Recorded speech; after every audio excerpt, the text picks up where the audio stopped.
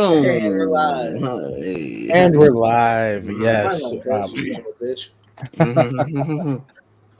We're live with the Lonely Marks here, coming with a special edition of Rankum, as you can see in the title. We'll talk more about that in a little bit. But I am not alone, despite what the title says. I am joined by my fellow Lonely Marks, and we have Jacob Cameron here as well.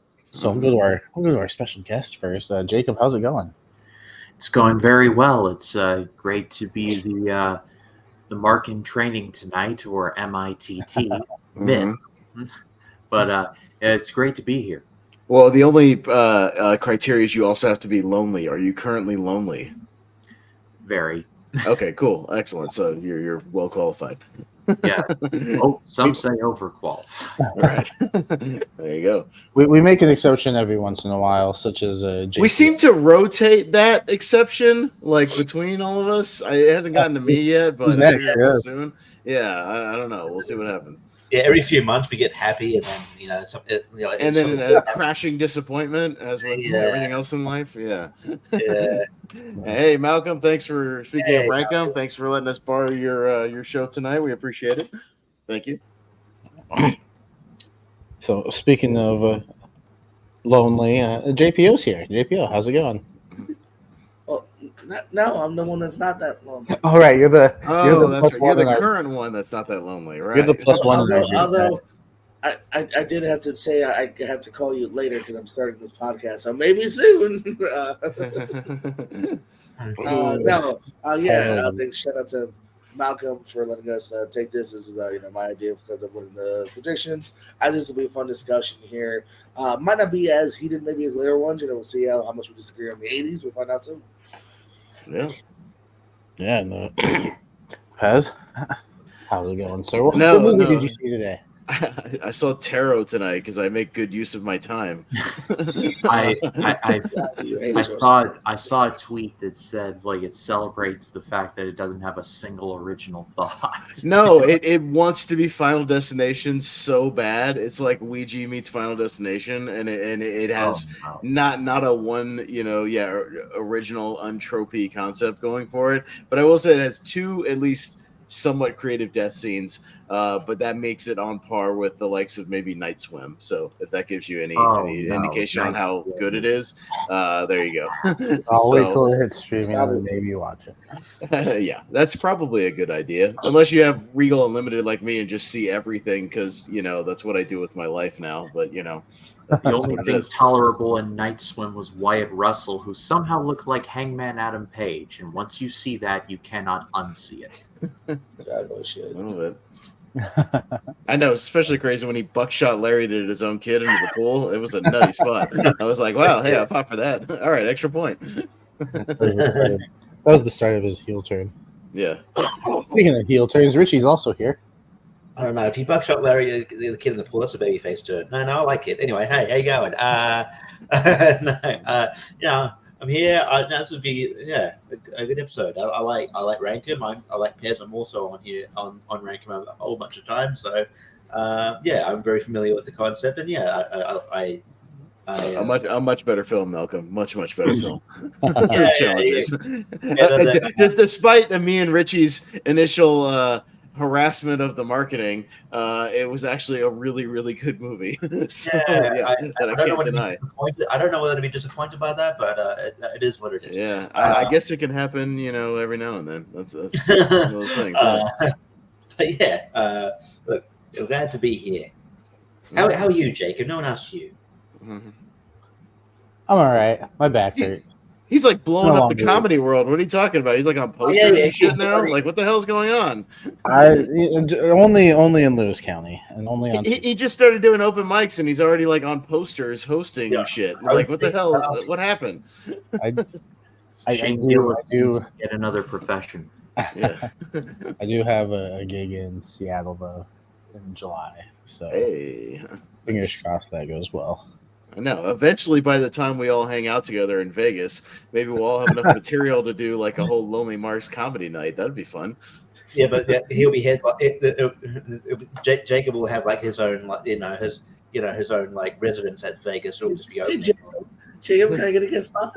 Just a quick, Yeah. 5 minutes. I only have 5 minutes of material. I swear it'll only take 5 minutes. That's all I've written so far, so it won't take that long. I can Neil, tell. I was going to ask you the headline. Oh, God. I can tell all my stories of working at a movie theater for 3.5 years. Yeah, I did that too. A lot of urine and a lot of shit. Yeah. Literal. How's it going, Jonathan? Yeah, Jonathan. Hey. Yeah, we'll kick it off like we usually do with some news, and unlike other episodes where we save the predictions for the end, we're going to save rank 'em for the end since that's probably going to take some time. But so yeah, Richie, you usually keep up pretty good in the world of news. So anything interesting catch your attention this last week? We had the draft, which I guess the problem is it wasn't really newsworthy. It was the most lamest draft I've ever had. Where everybody coincidentally got drafted to the brands they were already on and doing storylines on. So that was a coincidence, right? That's not a draft if you don't go anywhere. That's not a draft. I'm sorry. I didn't watch any of it, but it seemed like it was the equivalent of them washing dishes that had already been through the dishwasher. But like they're clean, but like you didn't have to do it again. Yeah. Yeah. Like they I think that they moved over. Like just some of the, I guess the NXT things are interesting. That they moved over.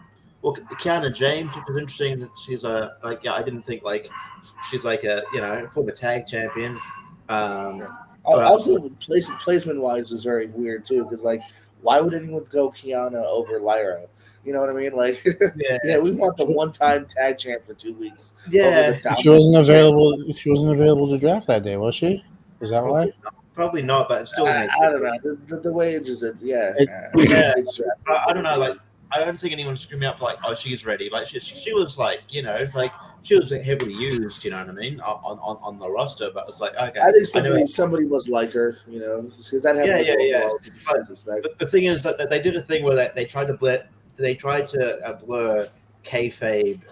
Kayfabe and shoot. So whenever they would cut to the NXT, that a lot of them, I'm guessing the majority of them didn't know that they were actually going to get drafted that day. So Kiana James got drafted, and she was just her. So she was generally shocked. So it was just weird seeing it out of character. And then probably about 15 minutes later, they show a video package of her being a bitch. And so it's okay, am I supposed to? Oh, I'm gonna have to boo her next week then. All right, cool. And then so that was interesting. Yeah, and so I guess the other NXTs is you got Lyra went to Raw. The only one that got a SmackDown hat. I mean, Carmelo went to SmackDown, but he was already there. The only one that got a SmackDown hat because isn't Dijak getting the call up to Raw though? Dijak went to Raw in a supplemental draft at the end of the thing. Yeah. Okay. I mean, I'm down to see Dijak on Raw. It's a little free or something because supplemental obviously it's not as big as an Ilya call up as hey, look, on live big major TV, so it's a little worrisome. But hopefully they'll do something with them. But the only one who really got a SmackDown hat because Shawn Michaels is awkwardly hanging in that hat is Blair Davenport, who also the former Big Priestley, who also it didn't seem like she knew she was going to be drafted, which is cool. I always thought that she was sort of ready, but I didn't think she was going to be drafted this year necessarily. But that's kind of cool. But I'm not surprised by that. I mean, she's from AEW. She's been ready, so I'm not surprised. And I mean, probably the least surprise was Ilya Dragunov. He was he was already there. But it's I reckon he could have just come. What is the title of him? Yeah, I reckon he could have just come out on stage. But yeah, what was weird was when when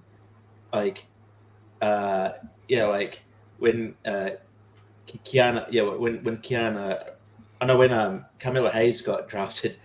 You have all the NXT people in the Performance Center, which is a lot of people, by the way. They got a lot of people under contract, but you see Trick going, "Yay, go Carmelo!" I'm I don't know if you should. I don't know, man. Didn't you guys break up?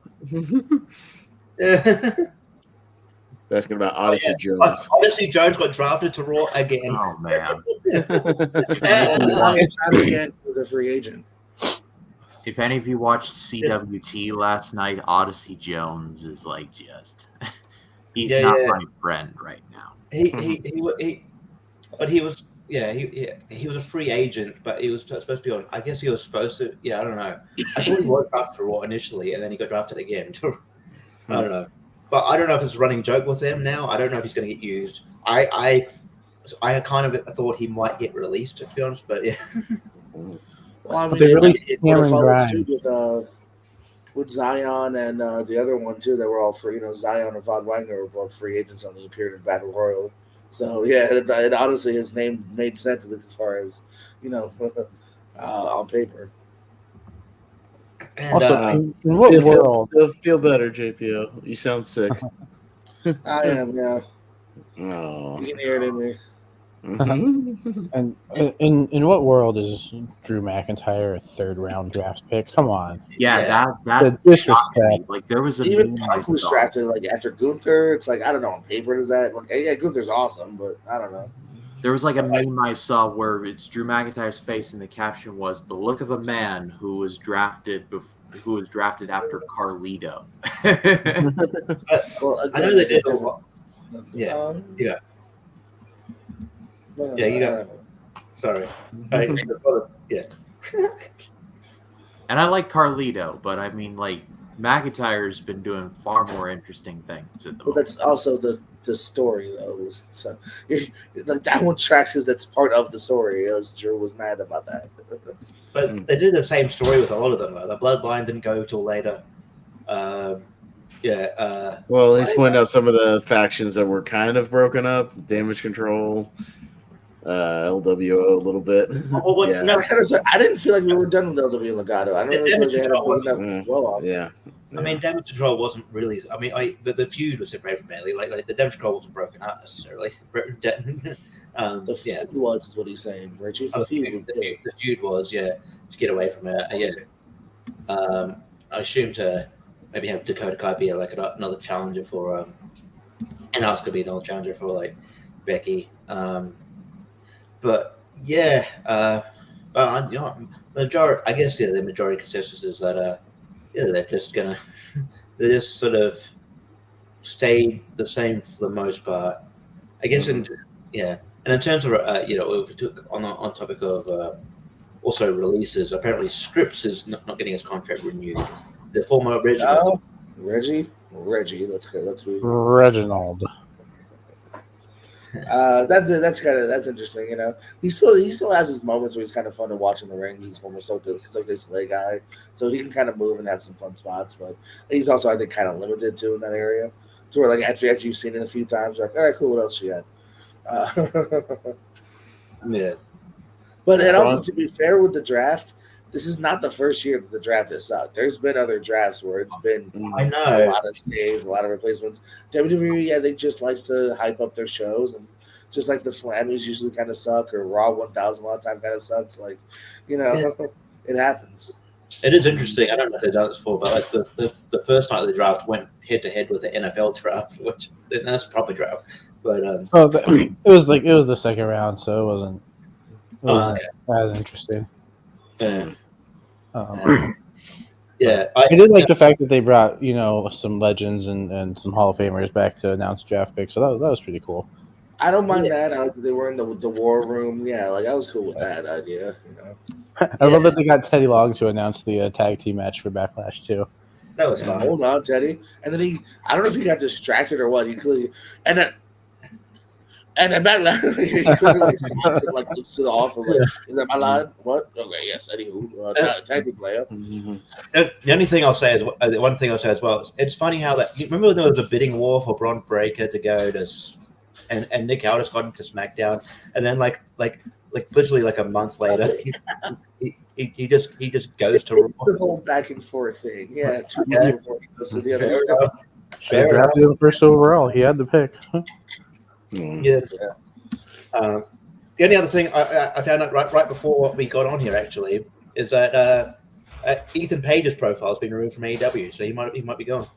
That sucks, man. I've noticed before that, hasn't been on AWTV in a bit. Even Ring of Honor, like he was doing something like on there 2 pay-per-views ago, but then kind of trailed off since then. Had nothing to do with the last show. I wonder about Scorpio Sky too, because it seemed like Sky returned for the 4th time. He disappeared. I did notice Paige was doing a lot of he kind of blew up, kind of like Zack Ryder, and doing a lot of like toy vlogs and stuff like that. And then he went away for a while, and then he's back to doing it, which gave me the inkling of, oh, he's back to trying to get his name out there. So I'm actually not too surprised to hear that, because I had that thought in my mind of like, why is he doing that again all of a sudden? Oh, because he's probably not going to have steady income for a minute. Yeah, I'm a big fan. I think there's a great story to be told in him going back to TNA, maybe do some stuff with Josh, unless WWE wants him. Him and Josh always have a great tag team. Mm-hmm. Yeah, no, they're a great tag team. You could easily have them re-team or B feud like that. I'd pay to watch them feud too, maybe for a minute. But so he's good. Credit to him if you've been watching him for a while. Like he really upped his shape. If you look at him like 5-6 years ago, he had like a gut, like wasn't the greatest in shape. He upped it. It looks great. So excited for him. And it sucks too because I think his action figure is finally coming out. It's a weird time. I'll always remember because I went to. I'll always remember going to Double or Nothing 2021. That was like the first big show where they had like a full audience, or about as full as one could get. It was Paige and Sky versus Sting and Darby Allin. And that match was great.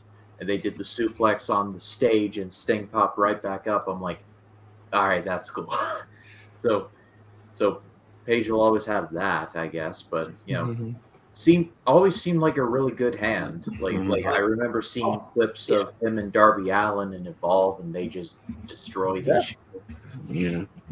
He had a fun that's why I became a fan of his. Yeah, Malcolm's asking about the Uncle Howdy teases they've been doing, and then signing. Obviously, we heard about Eric Rowan getting signed. Oh, that's big news. Yeah, Eric Rowan's supposedly re-signed, so that's definitely feels like they're wrapping up a sort of Bray Wyatt, thing. At least like tribute return, kind of thing as an Uncle Howdy. Maybe Alexa's ready. We don't know. Braun Strowman just returned. Braun's around again. If you want to have him.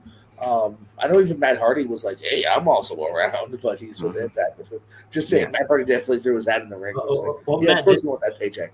Matt did clarify though that he's not signed to Impact to TNA. He's just sort of, I think he's working on like a handshake. He's one of those like handshake. I'm here for the next few shows kind of thing. Yeah, Impact does that a lot. He could still show up for that story. Yeah. It's interesting. I feel like they've been teasing that even if you watch the documentary on Peacock, highly recommend it. Like we talked about it briefly. They seem to kind of hint that like his story is not done. So I wouldn't be surprised at all if that's what they're going for. I could see someone like Joe Gacy being called up to be part of that maybe because he's got a similar type of gimmick. He's got a creepy gimmick, and he's kind of right now. His whole group's gone. Chris's Young Vets actually just had their AEW debut. I don't know if they're sticking around or not, but they're gone. His whole, Ava's now GM, so he's kind of in that weird kind of mix of like, what does he do now? So maybe. Yeah, and he's good enough to be on the main roster now. I mean, he could have been called a polo. I mean, he's another guy, man. Like you look him up, like he's a CZW regular back in the day. Evolve again.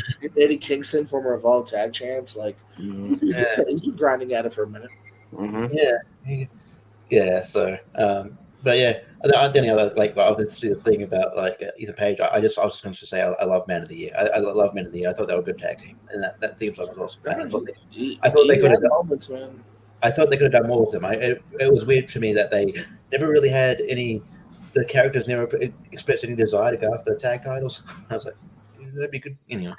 I mean, it even took them a while to call themselves Men of the Year. Like they were just kind of Ethan Page and Scorpio for a while. Yeah.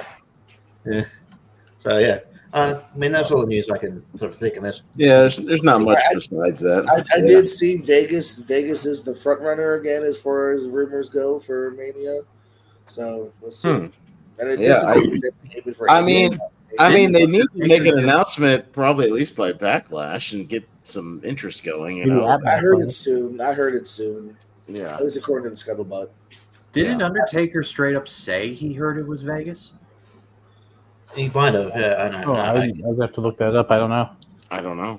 I just know. I just What are wonder they gonna do to the Undertaker? it's not even 2 hours old. Saying Vegas is again the front runner.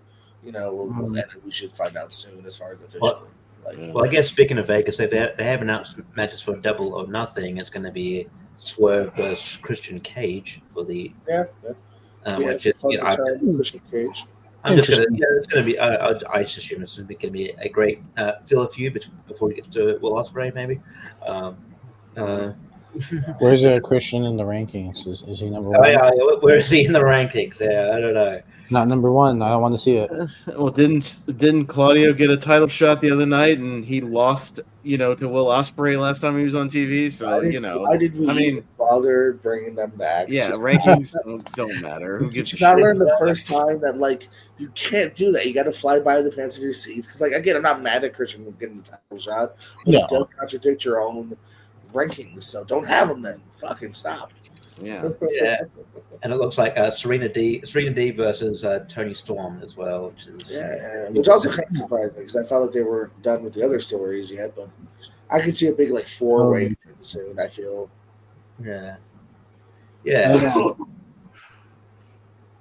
Isn't what's his name back? What's his name? Kenny Omega, something like that. Oh yeah, him. Didn't he come back? Yeah. So I'm curious to see where that goes. He did, and he got attacked by the Elite, and that should be interesting. And to a much lesser extent, if Wes Lee came back on NXT. It is a decent. Ray Phoenix is just back with no fanfare on Collision. Just back. I guess because he returns this week. Yeah, because I guess Wes Lee was dealing with an injury that could have been he could have apparently retirement was definitely a possibility. So it's good that he was able to not only come back. I didn't know it was that bad. Yeah, not only come back, but come back earlier than expected. So that's kind of cool. Yeah. And he jumped from the barricade to the steps, and I'm like, I hope this doesn't go wrong. Yeah, jeez. Yeah. But yeah, return. Yeah, Ray Phoenix unfortunately comes back all the time. I guess that's probably why it's I don't know, not many fanfare. I don't know. But yeah, that was gonna be my kind of rebuttal to that was. I feel like he hasn't was gone that long, and he's also kind of been back and forth anyway. Where I kind of get why maybe you don't have to make a big deal about it. Tony's defense, because they asked about it, I think in a scrum or somebody's interviewed him about that, and he's like, "Well, it just kind of happened last second. Ray finally got cleared sooner than we thought he would, and he's like, 'Can I wrestle?' And I was like, 'Sure.'" Yeah, I think as far as the returns go, I think that's Roosh technically, but again, I feel like he's returned twice. He's been returning for a while now. Yeah, so I don't even want to I didn't even want to mention that because they told us a return, but I'm like, he also returned a few months ago for the classic for the Continental thing, so whatever. Yeah. So yeah, seems like that's about it. We should probably get to the predictions, so because we got a lot of rankum to do later. So there's not much else. We're 20 minutes in. Yeah, only 5 matches, right? Only 5 announced. We talked a little bit off air. Yeah, we doubt maybe more than I hope one more because 5 is palsy. Come on, AEW overdoing maybe WWE are underdoing it. Find the middle ground. But only 5. We'll I don't really have them in any particular order. We got the women's tag that was on the line. Jade Cargill, they're a big match, and Bianca Belair taking on Asuka and Kairi Sane. Jacob, who you got? New champs or retaining champs? I've got. I'm sorry. Sorry. Just starting at the top. Jacob, I'm not used to there being 2 Jacobs here. Right. So I think we're gonna see new champs. I think this is the start of a long-term story where eventually maybe next year's Mania we see Bianca and Jade face off. So I think yeah, and I still think it's too early for Jade to lose. She's been portrayed as this big star. So I've got new champs. Richie, you agree or you against? Yeah, I actually do agree. And the only if it was see it going the other way is if maybe Bianca gets a pin and Jay gets annoyed, but I don't think they do that this quickly. Yeah, I think they're setting up new champs. I think because the big thing of like the women's champs get to be on both brands. I think they're really high on Jade. They want her. They clearly want her on both shows. So I think that we're going to get new champs here. Yeah, I mean, I could see a world where maybe you turn Jade heel, Bianca going for the tag, she jumps out from the ropes, or they butt heads for some reason. Because you could always go with, well, Jade's never lost in a singles match. You could have maybe a world where that is, but yeah, I will be the third to say I think we're just simply going to have new champs, put Jade over strong, put a title on her. She a nice tag team to debut her in. That way, she's not really doing the whole workload because I still think she's got a little bit of work to have to be had. So yeah, Jacob C. You can join. You can chime on in. What do you think? I think Jade and Bianca win. I think, and also to your point, I think they win and then they do a run for a while and then they split off and then do their own thing. And then I'd say maybe some point down the road, I can't exactly say when, but you have Jade versus Bianca one-on-one if they're even comfortable with doing it at that point. I could just be tilting at a windmill, but that's what I was thinking about. So I say new champs. Bez, agreement are going to go against us. No, I feel like we're gonna have this is gonna be one of those pay-per-views where we're gonna have to come up with some extra stuff for extra points because I feel like it's gonna be fairly predictable all up and down the card. As with most Backlash are, which is not necessarily like a bad thing. Sometimes you gotta just kick some things off, get some things moving, get some stuff rolling, establish some people. And yeah, I don't see Jade Cargill losing anything anytime soon. And it could be a fun tag team for a little while until they inevitably feud down the road. God, Jade Cargill's hot. Anyway, she's just okay, to be honest with you. No, I mean, I think the last Backlash last year didn't have that many matches either. They all got some time. We could have an angle, somewhere thrown in there. Honestly, all the women in this match, honey, honey. No, I've never heard that. I've never heard that phrase, but sure, whatever, Jacob. I'll go be honest with you. I don't think this match will go that long, so I don't think I think it'll be given enough. But I don't see this match going more than 10. I could be wrong. We need time for a lingerie pillow fight between let's bring that back to Miller Catfight Girls. I was literally we got the debut of Solo Sikoa's. What is he called? Tamatanga is MTF. What does MTF mean? I don't know what that means.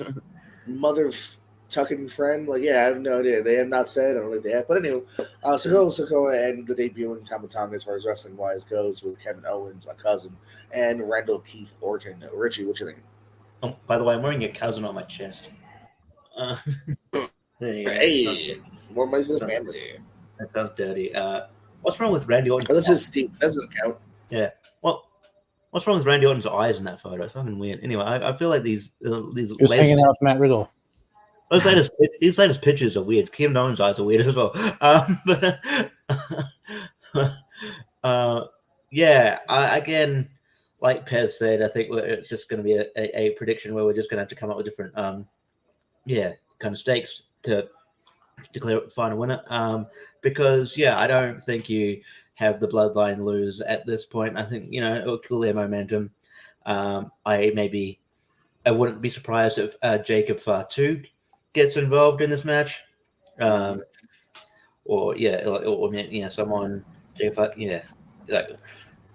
like something like that happens. So I think the Bloodline wins. Actually, I'm actually liking what Solo's been doing. I think he's been pretty good in his role as like sort of this or pseudo leader at this point in time anyway, and until Jacob comes in. A lot of Jacobs, I think you don't cut him off the knees. So I'll go Bloodline. Yeah, we might need some tiebreakers here because I think the easy money will be on Bloodline here again to play the other field here. Fun fantasy booking. I think I'm gonna steal this from Cultaholic. Jacob Fatu appears, and then it takes out Solo and Tama, and you find out he was sent from Roman Reigns, and we have Bloodline and Bloodline fighting, but probably not because I think Solo Sikoa needs to just continue to look strong. as like the new de facto leader here. Tama Tonga is debuting. You want to make him look strong. Like it'd be weird to just have him lose. It'd be really weird if either one of them took the pin. Like both of them don't need to lose right now. What do you got, Jacob? See. I think the same thing. I think, are we calling them the new bloodline? Let's go with the new bloodline. I think that sounds it's the new bloodline versus the millionaires bloodline. It sounds very WCW 2000. New bloodline rising. I made that joke literally like after they debuted. I'm like, oh, this is very new blood millionaires club going on here. I think a little Russo. But I think as it sits now, I think Randy Orton is a made man at this point, but I think Kevin Owens has gotten to made man status. He's been with the company going on 10 years at this point, so I think they can afford to take the loss here. So I think Tama Tonga or MTF, I think that's his name, and Solo, I think they're going to win. All right, Pez, what you think? Ditto. I mean, yeah, you don't have Tama lose in his first big match here, and yeah, Solo they're positioning as this kind of new de facto leader. Yeah, you want to turn a corner on him, make him look strong as well. And yeah, I also predict Owens takes the pin here, probably from Tonga or Tama. Yeah, from Tama. All right, Barbara, come on, get a point. Vote against us. No, same. Well, get your ones up. We're thinking the bloodline. We're agreeing for again. Will we change on any of these? No. This one we could, maybe. And you guys thought I was crazy saying Naomi was going to challenge for the title on pay-per-view. Well, she got in for the triple threat match. Naomi and Tiffany Stratton challenging current champion Bayley for the SmackDown, just the WWE Women's title, I think. Not the WWE Women's title, yeah. Yeah, I gotta remember. One that has a world, one just has the company. Cool. Damn.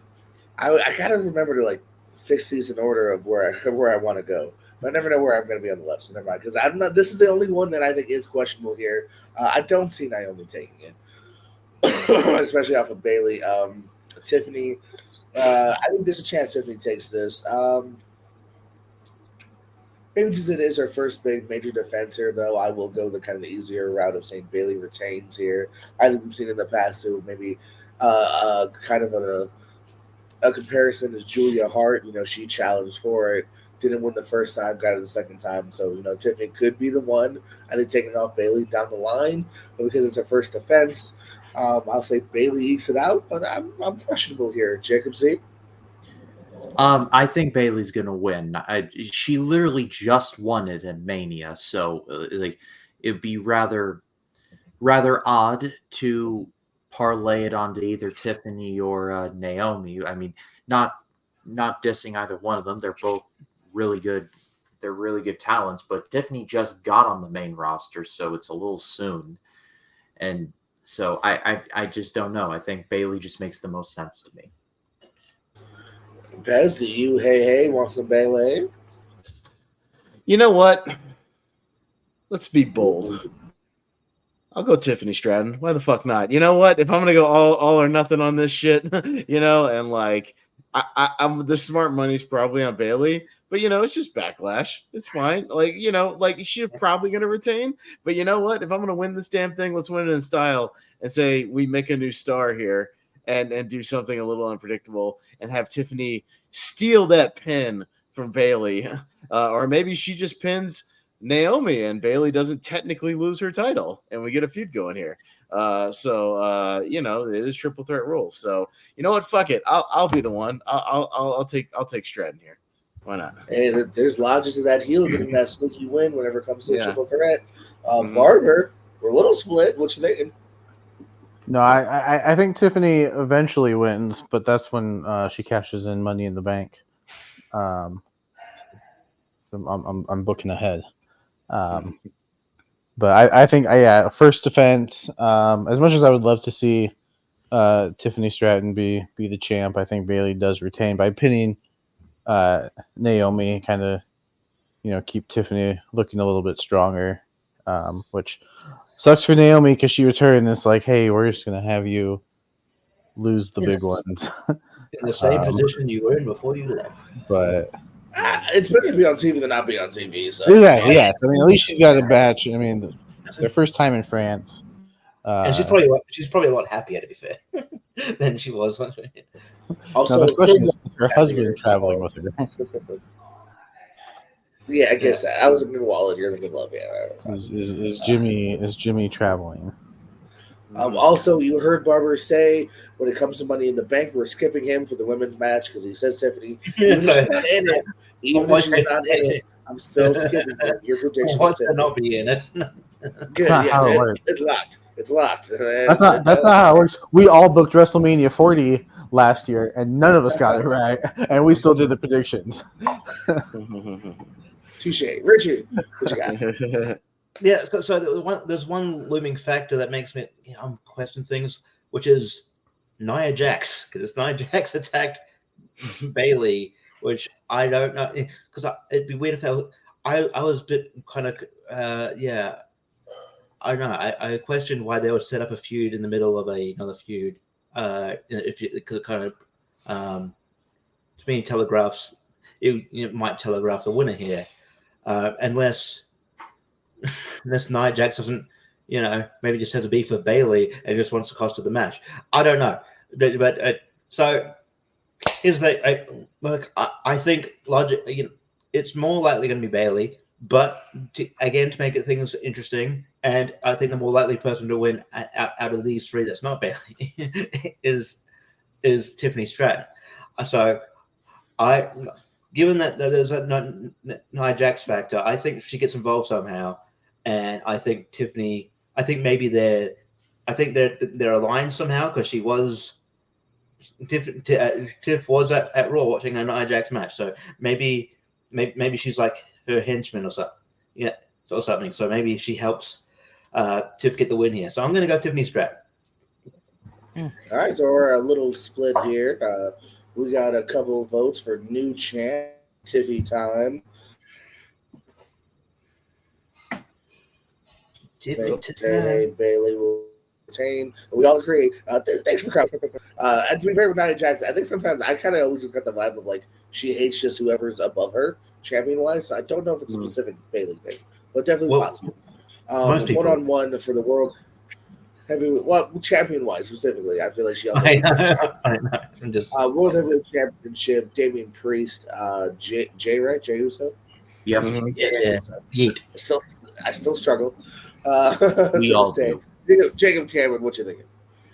Kind of same thing with Bailey. I think Priest just won. I feel like there's a Drew McIntyre program just sitting there waiting to happen. So I say Priest wins. There's 0% chance Jey Uso wins the World Heavyweight title tonight. Damian Priest. Herbert, do you agree with 0% and in general? I don't agree with 0%, but I'm still not going to pick him. I agree with 100%. I don't think Jay would. I don't think Priest has a long run, but I don't think he loses it in his first defense.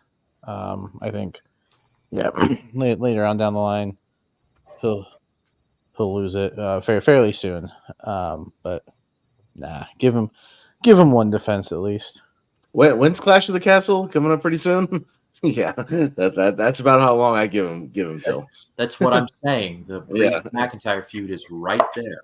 Yeah. I think Punk will cost him that match too. No, I think. See, okay, I'll take it away, Richard. Yeah, I'm just gonna.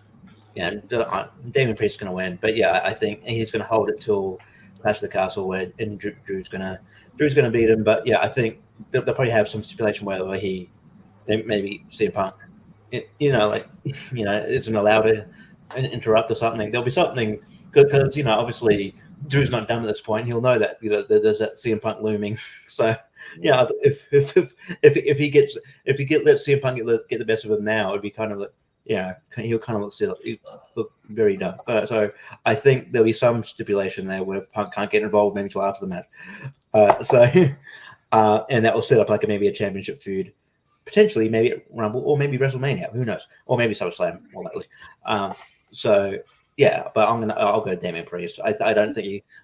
Hey, I don't mind if Jey Uso wins a title maybe one day down the line. He's getting really over, but not now. I'll be brave and say Jay. No, I'm just gonna have no way of fucking say Jey Uso.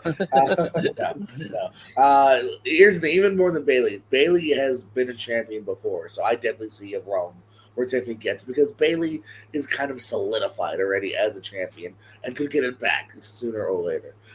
Damian, and spoiler alert for our next match, Davis is Damian's first title, as a world title. It would be so shitty if they took it off him right now. If this exact match with Jay was 2 months from now, 3 months from now, I'd say there's a chance because Jay is over, but it's his first offense. Like I agree that I don't necessarily see it being a mega long reign. I wouldn't be surprised if it was summer, if not less, but I don't see it being the first one. Give him a win. You got bloodline stuff going on too on the side, so I think Jay's not maybe totally done with that. So yeah, I think Bruce retains. We're all in agreement that as much as we might love the Yeet Man, Judgment Day runs Backlash, kind of, sort of. And then finally, there's only one more match. We got Cody Rhodes defending the undisputed whatever title with AJ Styles. Hopefully the match will be phenomenal, but as far as predictions go, yes. With the wind blowing in AJ's hair. What luscious hair that he's got. Oh my god. Yeah, right? Bobby hair right there. We all love AJ, but as I just said, AJ has a 0% chance of walking out of France as the champion over Cody, who is going to be champion for quite some time. Barber. Hey, did you guys know that Cody Rhodes' dad is Dusty Rhodes? You don't say. Why? I thought that. Oh, really? Not out there. And he didn't have a year-long story to lose a month after he won. To the guy who just lost to LA Knight a month ago. It should. Yeah.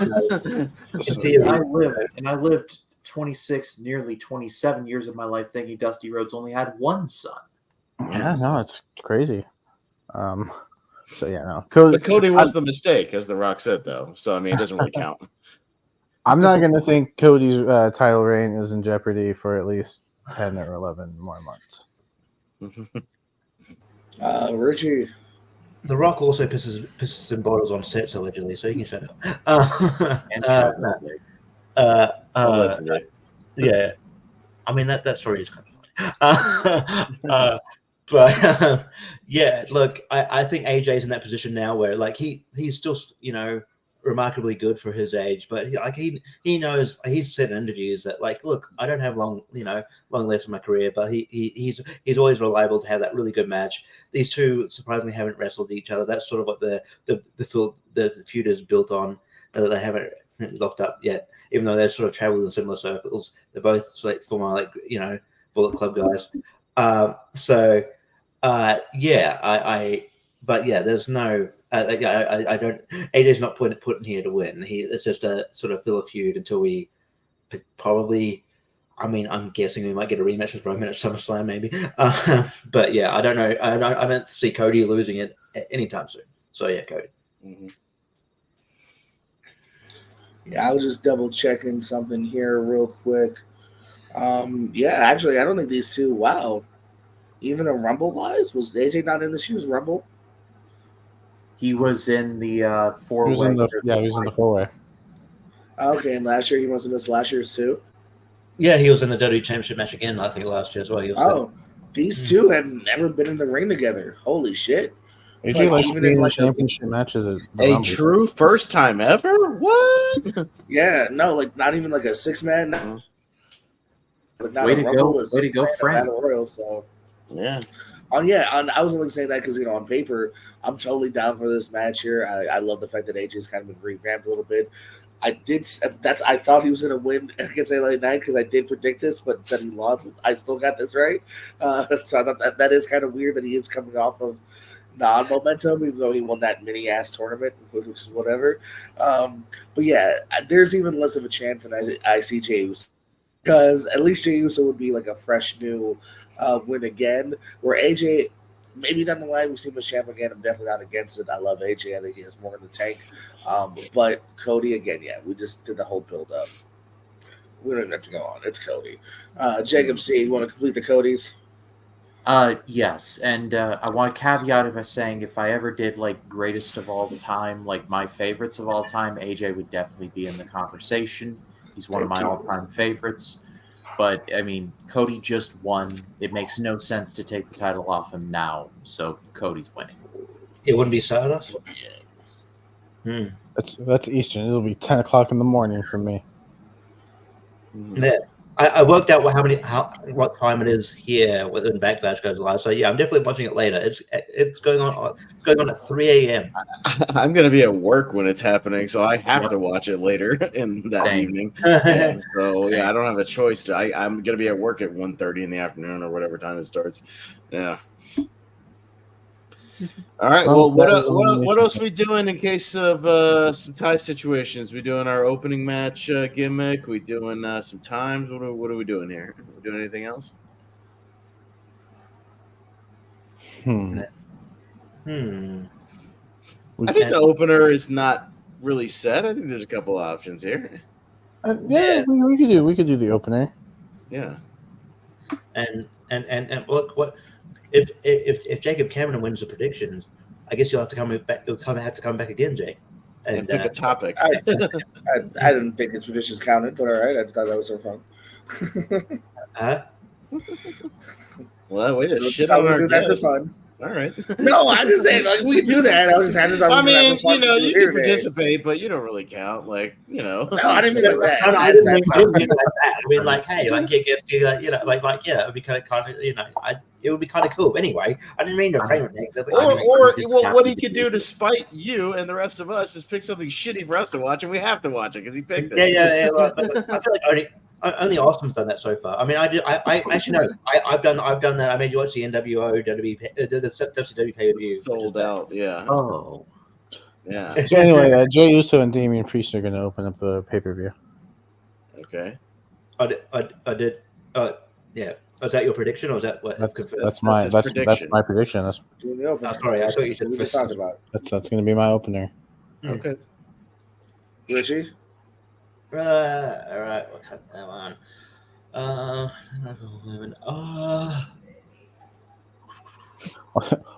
What? At least two of us are going to match because ain't nobody picking Cody and AJ to. No, obviously they're not going to open. Well, that means we all got the club. Well, no one's going to pick that. We'll all get the closer. Maybe. Taking too long. Pez. No. I will say the women's triple threat opens up. That's my prediction. Richie. There's only 4 to pick from. Just pick one. All right, Christ. It's not like you got 10 matches on an AEW pay-per-view to pick from. It's 4 matches. Pick one. The women's tag title. What? Okay, thank you. Jacob Cameron. Priest versus Uso. That's my choice.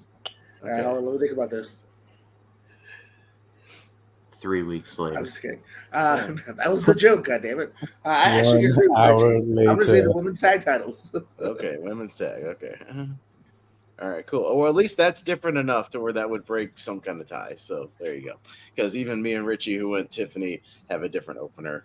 Unless we both whiff on that. Doesn't matter. Yeah, it doesn't matter. Well, yeah. Well, at least us going different with that breaks it to where there won't be more than 2 winners. You know what I mean? So yeah. So yeah, there you go. It won't be a massive 4-way tie or whatever. So sounds good. All right. Well, let's get to our main event here, and not our opener. Let's get to a little rankum here on Lonely Marks. Jacob, I'm just gonna flip you because that's the order you guys came in anyways. It was about pretty much Richie, JPO, and the 2 cameras showed up about the same time. So that's the way I'm gonna do it. Go like Malcolm is. I'll start with Richie, work our way around the circle. I'll go last. But yeah, this is gonna work exactly how it does with Malcolm. So we're gonna go around the horn. The topic is, I'm assuming singles wrestlers. Yes, JPO. Male singles wrestlers. You can shoot your shot, but yeah, I would imagine because we're kind of talking individuals. So, well, you could do another one down the line where we do tag teams. I think you could do the same concept. That makes sense too. Yeah. So that would be a fantastic one. Yeah, that could, and that's one where you could definitely throw some debates in there and whatnot. It's some good stuff. But tonight, yes, it'll be the topic will be we'll come up with a top 12 of singles male wrestlers from the 80s and before. So anything before the 80s as well. So we'll go around the horn. Everybody get a chance to nominate someone, make your case. We'll go around. Everybody will vote either yes or no for whatever reason or not. Majority rules. So if you get 3 votes, it gets added to the list. And once it's filled up with 12 nominations, and that it will cut off there. We'll mention a few honorable mentions if you have any, and then we will commence to writing down, starting with number 12, what we think the actual order should be. And I have banners ready for that a little later. But yeah, I mean, it works like Rankum. I think we've all been on Rankum, so we know how it works.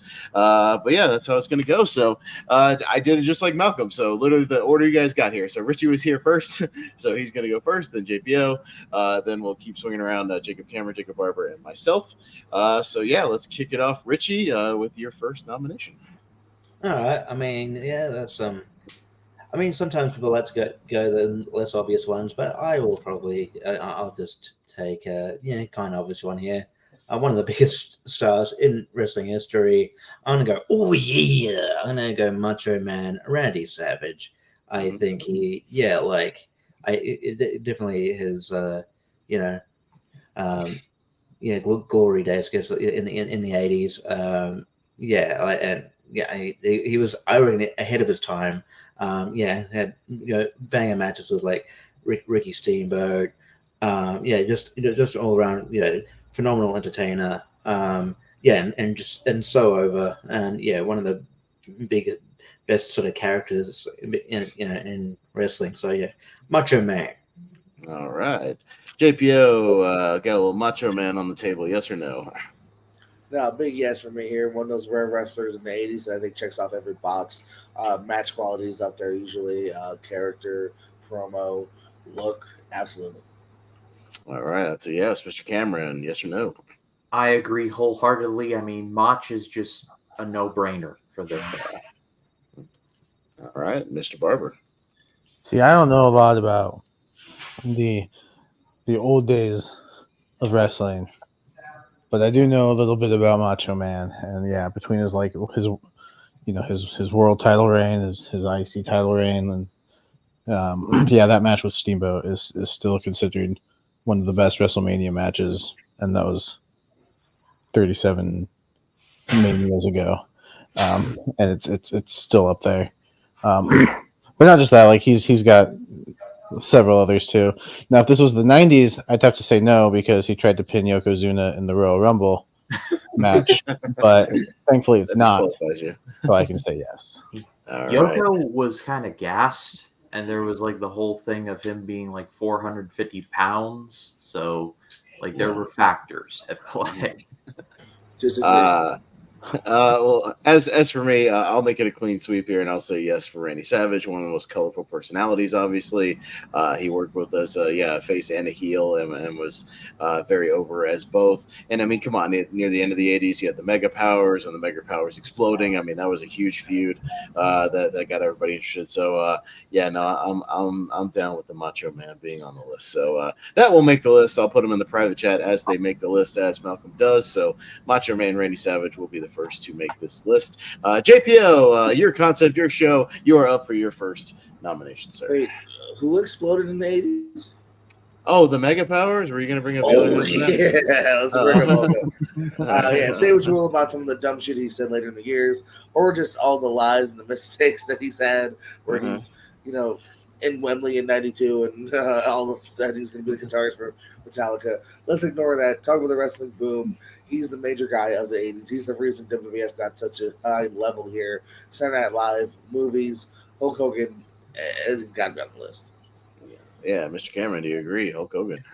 100%. That's another one that is just a no-brainer. If no one else picked him, I was going to pick him. So there you go. Mr. Barber, yes or no to Hulk Hogan, the immortal? Yeah, again, say what you want about some of the stuff he did later on. You can't think of 80s wrestling and not think of Hulk Hogan. So yeah, it's a a pretty easy yes. Yeah. No, I'm definitely going to say yes. I will just recommend a video if you have 30 minutes to kill. Look up Jim Cornette, Hulk Hogan lies, and it's Brian Last, and it's Brian Last just listing off from this Twitter thread all of Hulk Hogan's lies over the years, and Jim Cornette reacting to all of them. It is absolutely hilarious. All the things he claimed, the places he claims he was, the things he claims he did, what he was going to do, things like that. It's very, very funny. But yeah, despite all that, I mean, my God, the man was the most recognizable wrestler in the 80s, recognized worldwide. And I mean, Hulkamania was running wild. There is no denying that in the 80s. So yeah, he kind of has to be on here. Richie? He claimed he was up for like 25 hours or something once. It's like, I don't know, because of like time zones and stuff. That was interesting. That was an interesting. Oh, he claimed he worked 400 days in 1 year. 400 days. That was it. Because of the time differences. So somehow. That was fun. Yeah. That's not how time works. Yes. You're not Doctor Who. And despite all that, despite the fact that he said that he would have made the major leagues, but he broke his arm. Despite that. You can't. This can't be an 80s list without putting Hulk Hogan in there. He's one of the. He's probably the most famous wrestler ever. He's a reason. It got. He was the impetus behind that. The rock and wrestling kind of movement. He's just one of the more colorful personalities. I don't think wrestling is not where it is today. I think without people like Hulk Hogan and having that special connection with the crowd, and I'll say absolutely yes to Mr. Nanny. All right, so Hulk Hogan with another clean sweep there. Hulk Hogan was supposed to beat Roman Reigns at WrestleMania this year, but he turned it down, Jacob. He turned the offer down. Yeah. They offered it to him, and just he didn't want to hog the spotlight. They wanted him to be in Bullet Club, despite no one in Bullet Club saying that was ever discussed. Yeah. Anyway, let's move on to our special guest and our resident tiebreaker for the evening, so we don't have to go to chats and wheels. Mr. Cameron, what is your first nomination here on Rankin tonight? So my first nomination is the Nature Boy Ric Flair. I mean, regardless of if we're going WCW or his later run, it doesn't matter. Like, Ric Flair is Ric Flair. Like, he could literally carry anyone to a good match. So Ric Flair is my choice.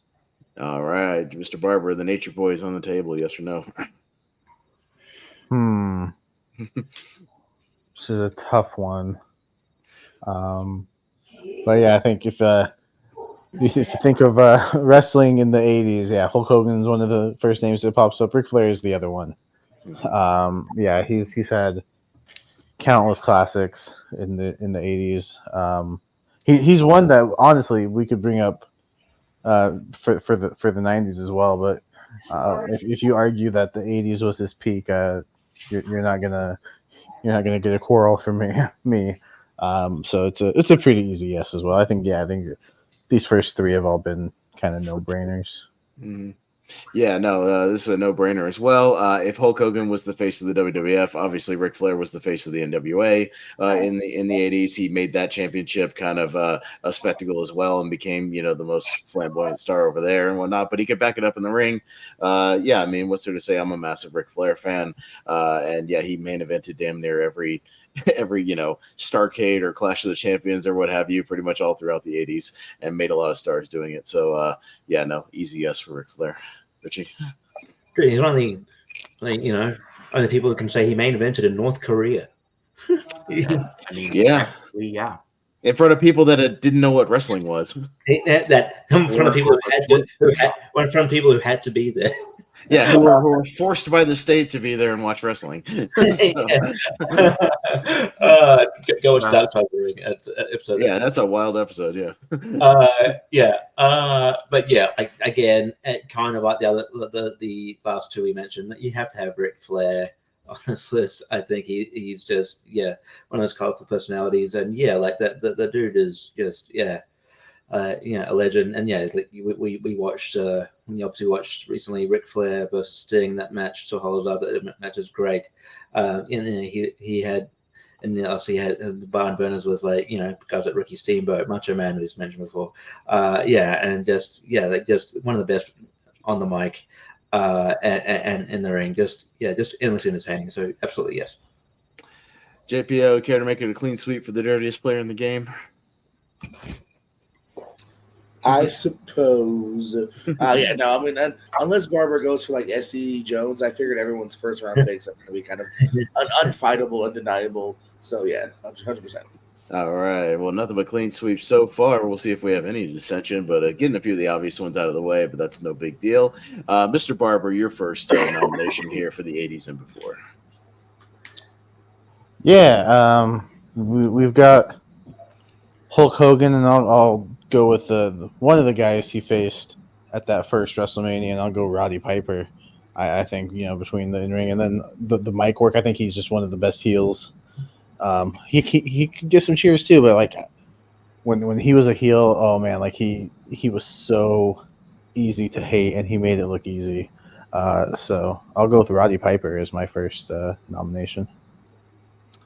Yeah, no, I think I'll say yes to Roddy Piper. I think he was one of the most recognizable heels from around that time in the 80s. Yeah, again, not maybe the greatest worker in the world, and unfortunately was never heavyweight champion. One of those guys who you kind of wonder why he wasn't at some point. But still, even then, yeah, one of the biggest personalities in wrestling. Yeah, whether it was just him cutting promos on commentary, Piper's Pit obviously was a big deal, and one of the first big kind of interview segments to really make it out there. Yeah, I mean, one of the most recognizable guys of the 80s, so I think you kind of have to say yes to Roddy Piper. Richie? Yeah, you definitely have to say yes. I just, again, one of the best guys on the mic. Yeah, he just knew how to elicit emotion from the crowd. Look, and I mean this definitely mean this with love, but the dude was a live wire, definitely a nutcase in the best sense of it. But where like you had no idea what he was going to say when he was on the mic. It was maybe it was a gamble when you gave a hot mic to him, but yeah, like he was always entertaining. Yeah, like he'd always sort of elevate feuds with him involved. I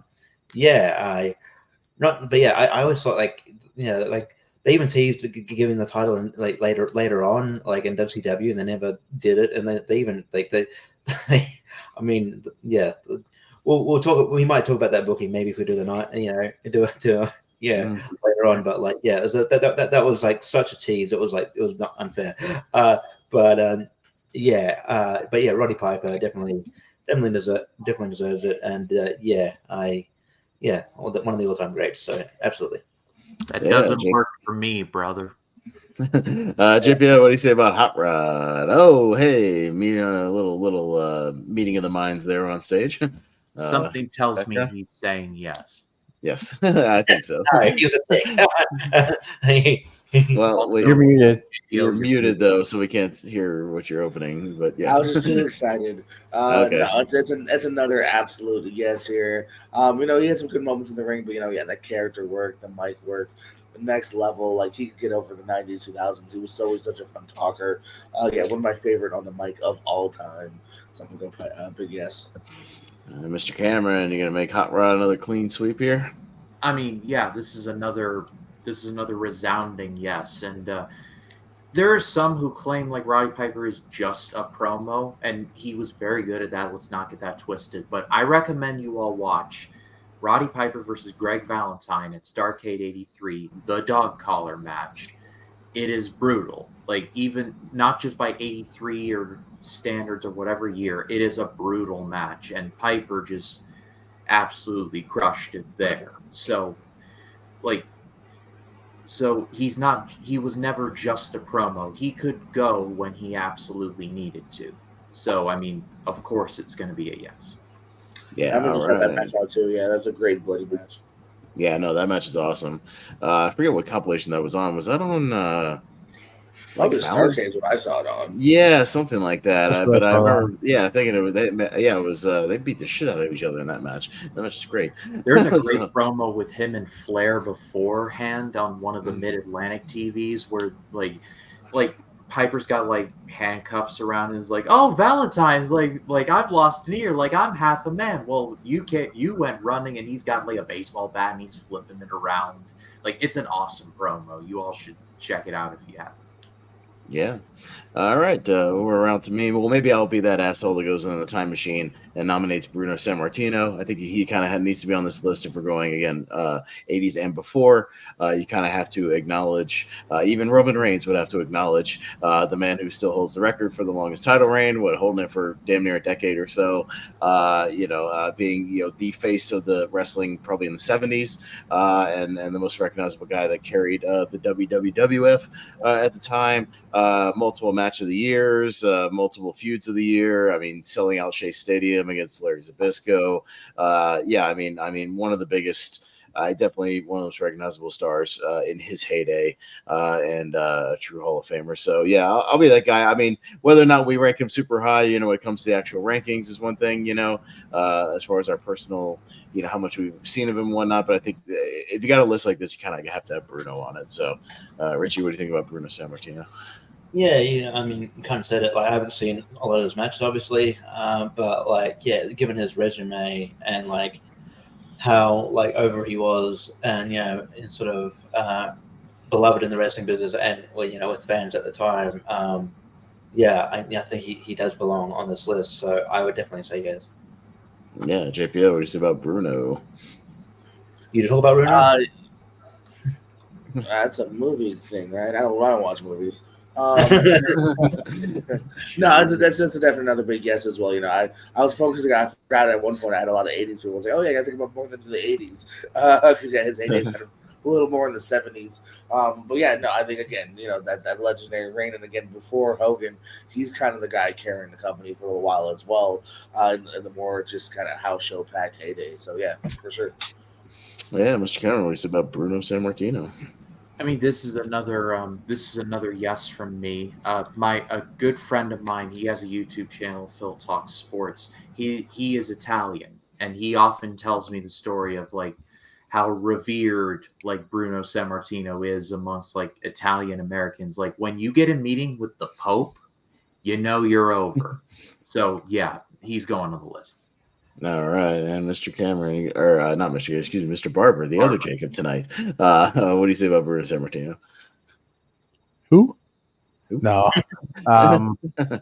Just because I haven't seen much of his stuff, that doesn't mean that I can't disrespect the legacy that he has. He obviously held that title as long as he did for a reason, and so yeah. I mean, when you think of '80s and before, like Bruno's one of those names that comes to mind.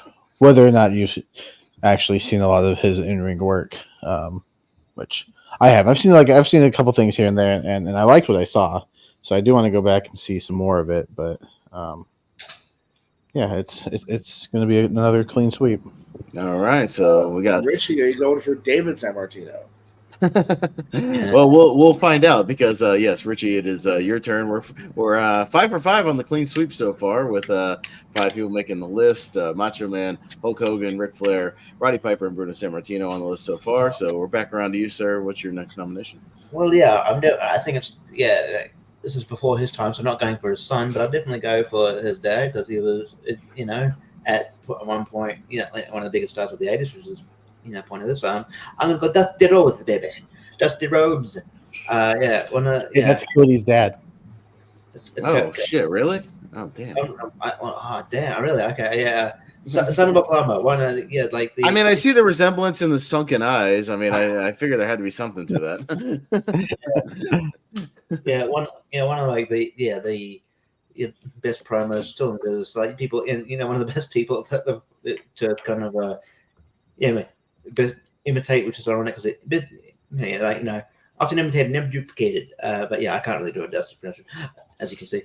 But like. Yeah, like he didn't as he's a dude who, as well, didn't really have that superstar like look, that kind of that cliche, that traditional sort of look. He kind of defied convention, but he was still but he was managed to still get over, still had good matches, and less said about like polka dots Dusty when he got to the more NWA WCW Dusty is endlessly entertaining. So I'll go Dusty Rhodes.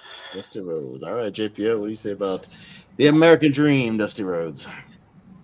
I feel like Richie went Italian. To me, Dusty Rhodes. It's a bit of Dusty. Yeah. The spaghetti and I'm a son of a meatball. First of all, We're talking about hard Polka Dot times. Dusty was fun. Polka Dot Dusty was fun. So yeah, I'll leave that on. But I would upload my Dusty Rhodes photo, but he didn't look up, so the photo's just me and like a dude in a cowboy hat. Like you couldn't necessarily tell. Like he might be like, "That's not fucking him." No, I swear it's him. Not a random fat cowboy. You just pointed to a random old guy, didn't you? I didn't know. I wish he had looked up. It would have been a nice photo. But no, that's another big yes. If you hadn't done it, there's a good chance I would have this next round, my next round here in a second here. Again, the characters there, the average everyman, the American Dream, with the put your hand to the screen. Such good shit here. I remember buying his DVD set, and even more than the matches, I just enjoyed the promos. Like he's such a good promo. But the matches were there too between Flair and Harley and everything. So yeah, big yes. All right, Mr. Cameron, what do you say about the American Dream? I mean, yeah, that's another one that's a resounding yes from me. Like the Hard Times promo, like among many others, just like one of the greatest to ever do it on the mic. But he's another one that he was not just a promo. Like he could go really well as well. I mean, Starrcade 85, the match that he had with Ric Flair. The Dusty finish is not great, but everything leading up to it was fantastic. And I kind of low-key defend like polka dot era Dusty because he was like at least doing things. Like it wasn't like he wasn't just jobbed out. And I also contend that Dusty wore like robes and hats and other ridiculous things in the NWA. So I don't know. Maybe it's just me, but regardless, long answer. Dusty is a yes. All right. Other Jacob, Mr. Barber, what do you say about Dusty Rhodes? Yeah, I mean, he, for the guy his size, I think he worked pretty well in the ring, and yeah, on the mic. Like if we were doing, a rankum of best talkers, like he'd be pretty high up on that list. So yeah, I think he kind of had it all, and then even from a booking standpoint, I think he booked pretty well too. So yeah, Dusty. I think we'd have some hard times if Dusty didn't make the list. Yeah. No, it's going to be, a big yes for me as well. Dusty was one of those guys who, wouldn't, if you lined up all the biggest stars of the 80s, he's the one that kind of doesn't look like everybody else. One of these does not belong like the others. But I think that's what's great about him is he was unique. He wasn't like the cut, handsome guy like a Ric Flair or the big bodybuilder, like Hogan or whatever. But, that's why everybody loved him. He was kind of the everyman, but he could keep up with them. He did his thing. Yeah, surprisingly, you watch like the matches with Flair. They're like 30-minute matches, and he's rolling with Flair, and he's keeping up with him. It's great, and one of the great talkers of all time, and had a great baby face. So you kind of have to go Dusty Rhodes. I'll say yes. So Dusty Rhodes will be another clean sweep here. JPO, what's your next nomination here for this list?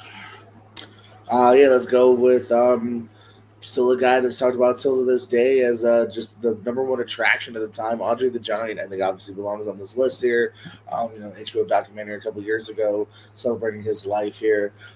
Just a spectacle to watch here. Obviously, towards the late 80s, early 90s, he's definitely way slower now. But still, even if you don't love the match, the moment at WrestleMania 3 has come up and still, to that point and everything here. So, an icon for sure, Andre. Yeah, Jacob Cameron, what do you think about Andre the Giant? I mean, yeah, that's another yes. I mean, like Andre is Andre. I mean, like there will never be another wrestler like him in terms of aura, in terms of just like there'll just never be another one like him. So yes. All right, Mr. Barber, what do you think about Andre? I think he's got big hands. Have you seen him hold a beer can? It's gone. You can't see the beer can. Or put his fist around all of Bob Uecker's neck, right? At WrestleMania. Or his hand just completely engulfing Mean Gene's face. That's right. Yeah. Yeah. I mean, the guy was an attraction. It did kind of look like this. Yeah, just pick him up. Yeah, I mean, again, I mean, I feel like this list is pretty. It's pretty. Well, like JB said, I think this is going to be the easy one to ease us into the series. It might get a little more Yeah. contentious once we get to the 90s and the 2000s. Like it might get a little more debatable, once we get there. But We're talking about wrestling on the internet. Of course, it's going to get. Of more course, it is. Yes. I mean, maybe we'll get some debate once there's like 2 or 3 spots left, but Yeah. right now I feel like there's a lot of clean sweeps because Andre's getting a yes from me as well.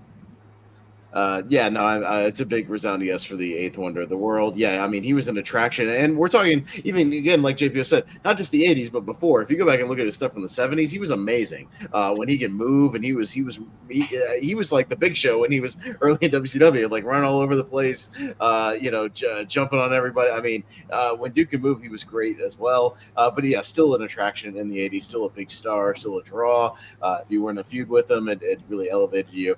And yeah, the whole who can slam Andre was always kind of a big thing.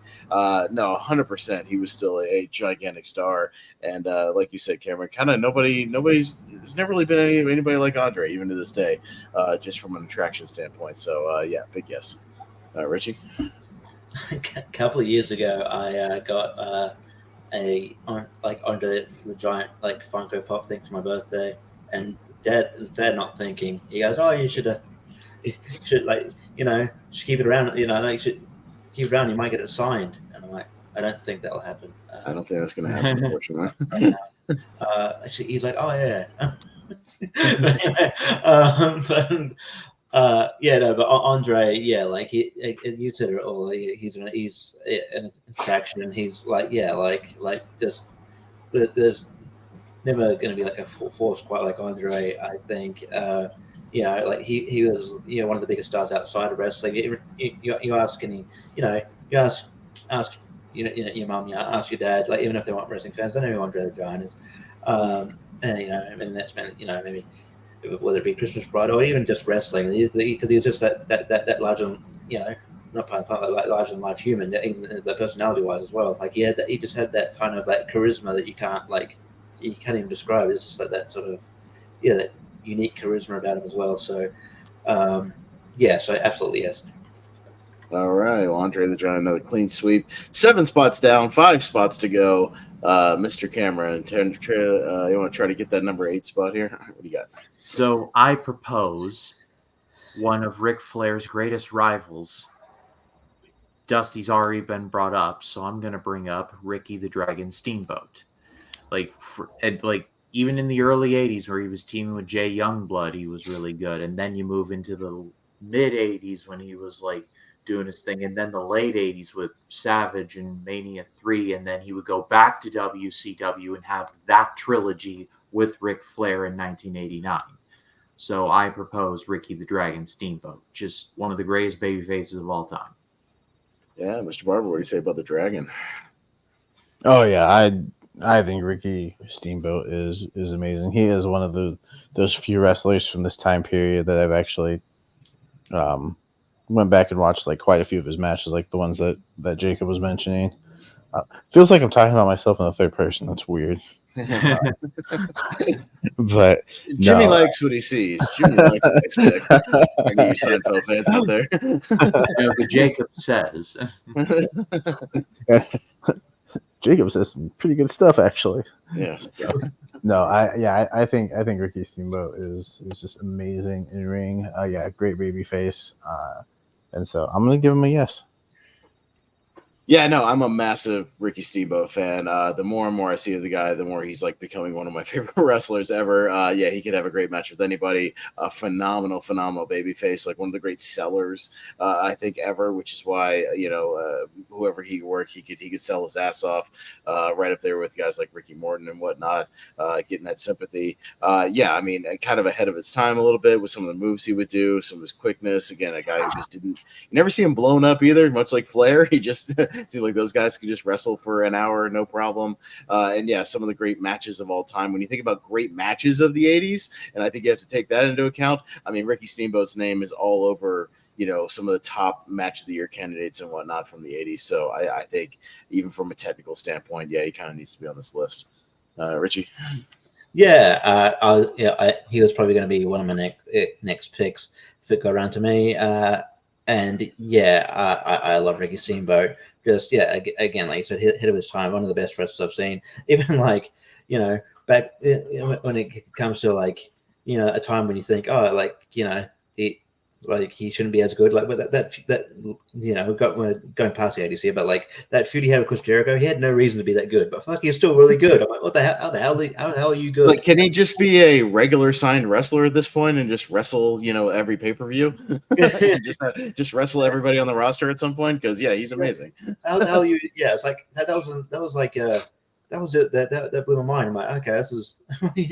Oh yeah, but so yeah, he deserves. I think it's probably one of the, in terms of technical wrestling, it's probably one of the better ones. But in terms of wrestling, best one is sort of brought up so far, in my opinion. Other maybe Ric Flair, but yeah, so absolutely. Fuck me, put 2008 Shawn Michaels against 2008 Ricky Steamboat to be a match of the year candidate. My God, Yeah. like that would have been awesome. They would have had the best match ever. May sound like we're talking out of our asses, but like literally that Mania 25 match, like that was the first wrestling show I ever watched, and I'm like, this dude Steamboat looks like my dad, and he is crushing. He's awesome. Yeah, he killed. But anyways, JPO, you're gonna make it a sweep here for the Dragon. Yeah, he's on my list as well here. As you said, technical standpoint, 100% there. Moments of WWF as well. I think easily the Mania match of the 80s is Steamboat and Savage. And then, of course, great stuff in the NWA as well. All right, so that is our 8th spot going to Ricky the Dragon Steamboat. Mr. Barber, what you got for your next nomination? Looking for that number 9 slot. Yeah, so we'll see where this one goes. I'm going to go with Jerry the King Lawler. I think, because I mean it is 80s and before, but I think he's, all the territories that he worked, Jerry Lawler was a name people recognize, and I mean he let's not even get started on that program with Andy Kaufman.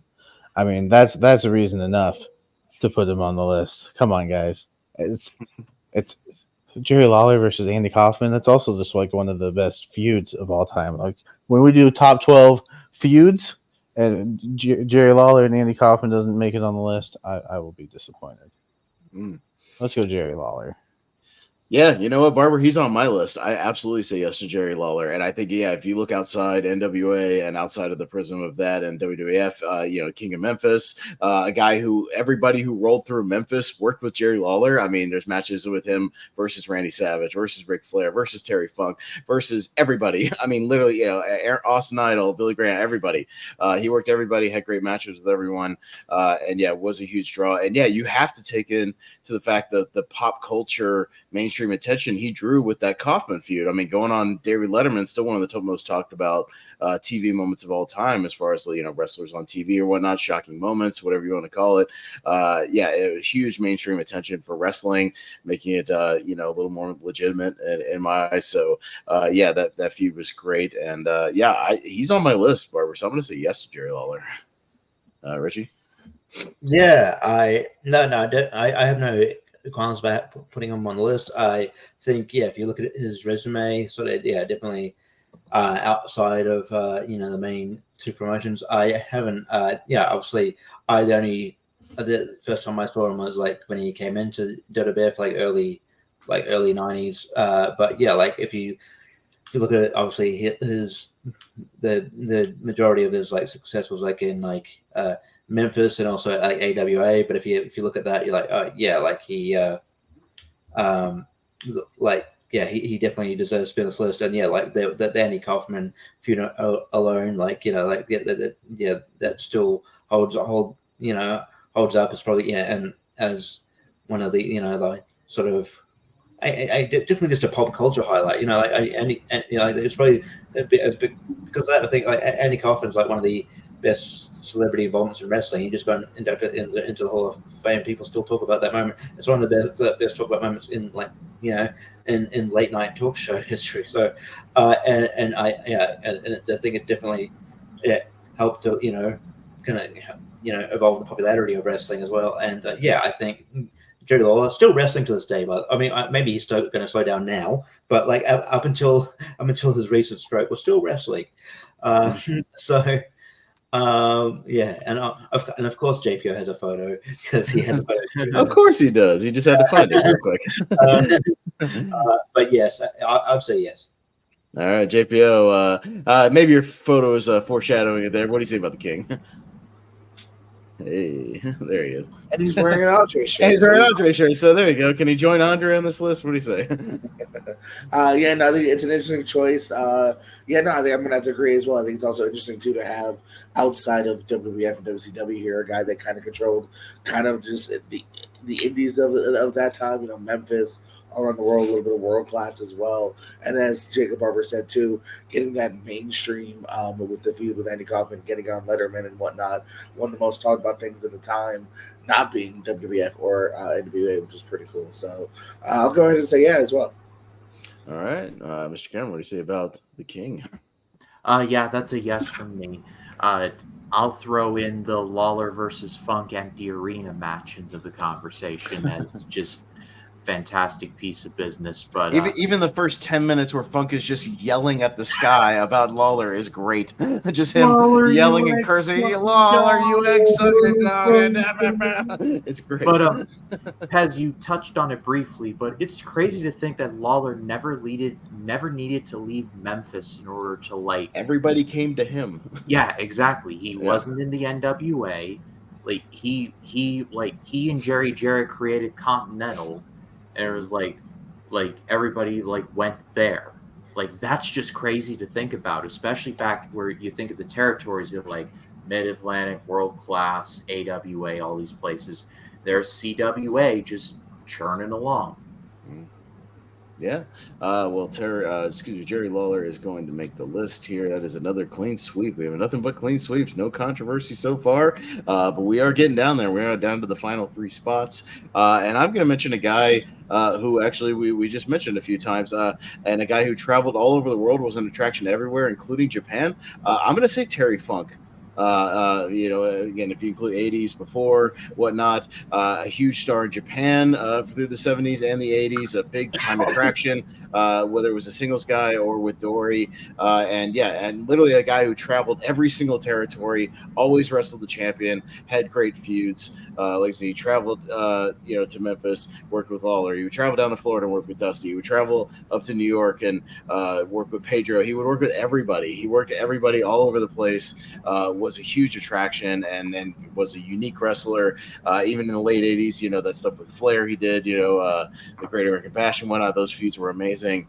I'm going to shoot my shot for a guy who was really a worldwide star and worked with damn near everybody. I'm going to say Terry Funk. Richie. Yeah, I had two people in mind to bring up next, and he was one of them. So so that makes my next pick. Definitely. As you said, and again, a guy that had a long tenure in wrestling, and has wrestled everywhere, and he just had as well as being a great wrestler, he could he was great at adapting his style over the years. He was a madman, but really just very he was mesmerizing. You couldn't, stop watching his stuff. That feud with Flair. I think we obviously there was that kicked off after the Ric Flair and Sting thing that match. We saw Funk's heel turn anyway, and that was great. The heel turn, the pile driver through the table is great, and I have a lot of respect and admiration for Terry Funk, and I think that's why it was such. I think his loss. I think that's why it was felt really really hard, because I think he's just one of the more such a beloved legend that kind of spans decades, and he's just really good. Whether it would be hardcore style, whether it be just technical wrestling, whether being a tag team with Dory.